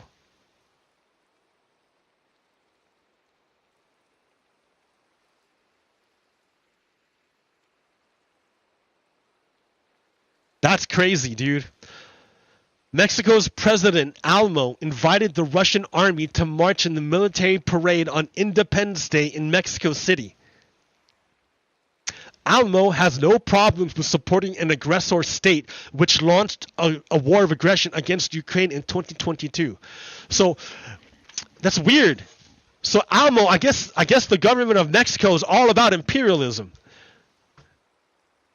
Well, that's nice to know that, like for a while, I was feeling a little bit weird about living in the West because the United States only owns the West, this Western United States, because it conquered it from Mexico, and through violence. And I was thinking, oh, that feels kind of bad, man. That feels kind of bad that the United States conquered the American West from Mexico. Mexico might be angry at the United States for doing that. But look. Actually, no, it's no problem. Mexico has no problem. They're like, no problem that you conquered, that you used your military to conquer vast swaths of Mexican territory and to subjugate our people. It's not a problem. Look, Russia's doing it, and Russia's our friend. So, oh man, I still feel kind of bad. I still feel bad about the whole conquering thing, even if the government of Mexico, even if the president of Mexico doesn't feel bad about it, is okay with imperialism and subjugation. I feel bad about it. He may not feel bad about it, but I'll feel bad about it for him.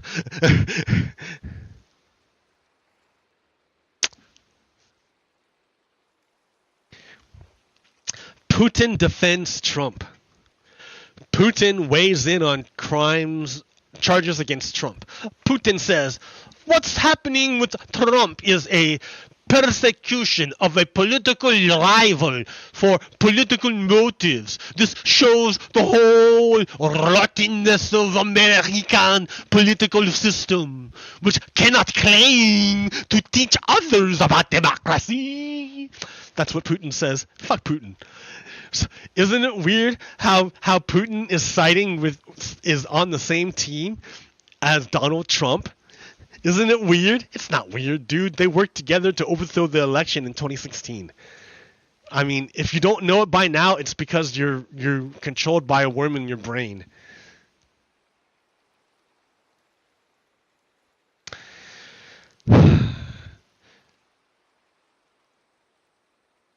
Mitt Romney retires. Romney retirement announces bring Romney well wishes, but not from Trump. So what is Romney doing retiring? He's a Republican senator from a safe Republican district. He is not going to lose his seat. Why would he retire? Look at Feinstein. She should have retired a long time ago, but she's still in her seat. Look at Mitch McConnell. He should have retired a long time ago, but he's still in his seat because I guess you make bank when you work as a senator. But Romney is going to retire instead of making this bank and milking it for everything it's worth. Perhaps Romney's most surprising discovery upon entering the Senate was that his disgust with Trump was not unique among his Republican colleagues. almost without exception, he told me. They shared my view of the president. In public, of course, they played their parts as Trump loyalists, often contorting themselves rhetorically to defend the president's most indefensible behavior. But in private, they ridiculed his ignorance, rolled their eyes at his antics, and made incisive observations about his warped, toddler-like psyche. Romney recalled one senior Republican senator frankly admitting he had none of the qualities you would want in a president and all of the qualities you wouldn't. And yet, these same people who derided Donald Trump in private would never do so in public because they're cowards. They're cowards. They can say all they want behind the backs, but when it came down to it, they went along. They nodded and went along. Okay, what do we got? Romney 2. A very large portion of my party, he told me one day, really doesn't believe in the Constitution. Really? Really? Mitt Romney is saying that the Republicans are Confederates? Because Confederates don't believe in the Constitution either. That's the whole reason why they tried to overthrow the government. So Mitt Romney was in Congress and is saying that the majority of Republicans in Congress are actually Confederates. We were a few months removed from an attempted coup instigated by Republican leaders, and he was wrestling with some difficult questions. Was the authoritarian element of the GOP a product of President Trump? Or had it always been there, just waiting to be activated by a sufficiently shameless demagogue? It's always been there, dude. It's always been there. It was always there. And what role had members of the mainstream establishment, people like him, the reasonable Republicans, whatever, played in allowing the rot on the right to fester? You made money, Romney. Dude, you played right along. You played right along. How many... You only voted to convict one time, I think. And every other time you voted to let him go. Only one charge you voted to convict Donald Trump. Everything else you said was okay. You're not clean, Romney. You helped them out. You provided cover. You provided legitimacy for the Republicans. And you knew that's what you did. You knew your role. You knew your role and you played it. Shut your mouth and know your role. Romney sends his text. So this is during like the attempted murder of Congress. Romney sends his text.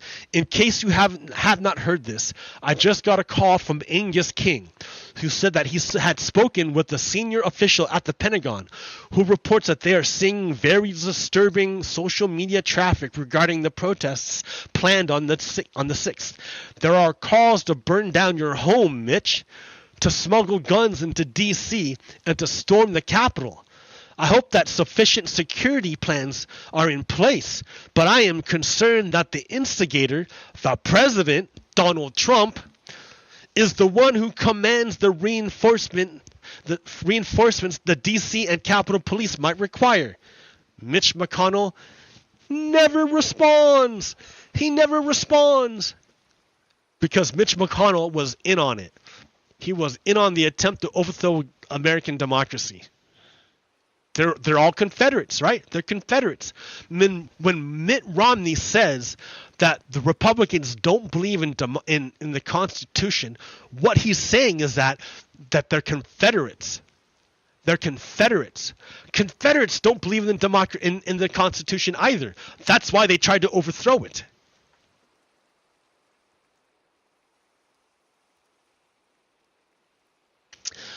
Russia, look at this. Russia is promoting RFK Jr. That tells you that RFK Jr. is not a legitimate candidate. He's a fucking plant by the Russians. Texas power prices soared 20,000% as brutal heat wave sets off emergency. This is in September of 2023. This isn't any like ancient history. This is like now. remember I told you Texas has a fucked up power grid? This is an example of what I'm talking about. Texas prices soared 20,000% Wednesday evening amid another brutal heat wave. Spot electricity prices topped $5,000 per megawatt hour, up more than 200 times from Wednesday morning. The state's grid operator issued its second highest energy emergency, then later said conditions returned to normal. Like, Texas is not set up for the climate crisis at all.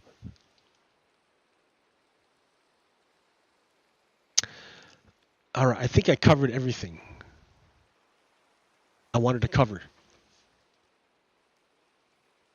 Understand, Donald Trump and Republicans are Confederates. They're fascists, like Nazis. They want to overthrow the government and install white power rule, but we've got to stop them because they're fucking assholes. And we'll do it, right? We'll do it. We'll do it for sure. Because we're Americans.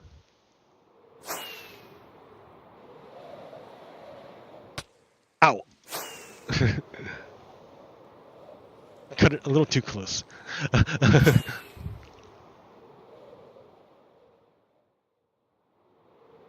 Knowledge is power. Understand they're running the same playbook that they played the last time. They're fascists can't create, right? They can't make anything new. All they do is run old plays over and over and over again and hope you don't remember. And it used to work, right? Before the internet, you'd never know. But the internet is like a expanded consciousness, and it helps us to remember. And it helps us to see the bigger picture. And so you can see that they're doing the same play over and over again. They did it with Clinton, they did it with Hillary, and they're doing it with Biden. It's the same thing. And for Republicans, they weaponize government to attack their political enemies. They've been doing it for decades and decades. It's not a brand new thing. That's their modus operandus. That's what they do.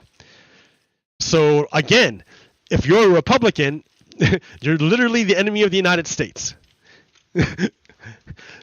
Remember, the majority of people in Congress are Confederates, as confessed to by Mitt Romney, who's been there a long time and doesn't just say stuff. He's been there a long time to see and know. Anyways, I'm good for now. So keep this in mind. Keep the time frame in mind as Republicans try to resurrect the Burisma thing again. Because it's all full of shit. They're all full of shit. And they only do investigations to go fishing because they don't have any actual proof or evidence. So, until next time, America. Peace. Pogokiro out. Stop.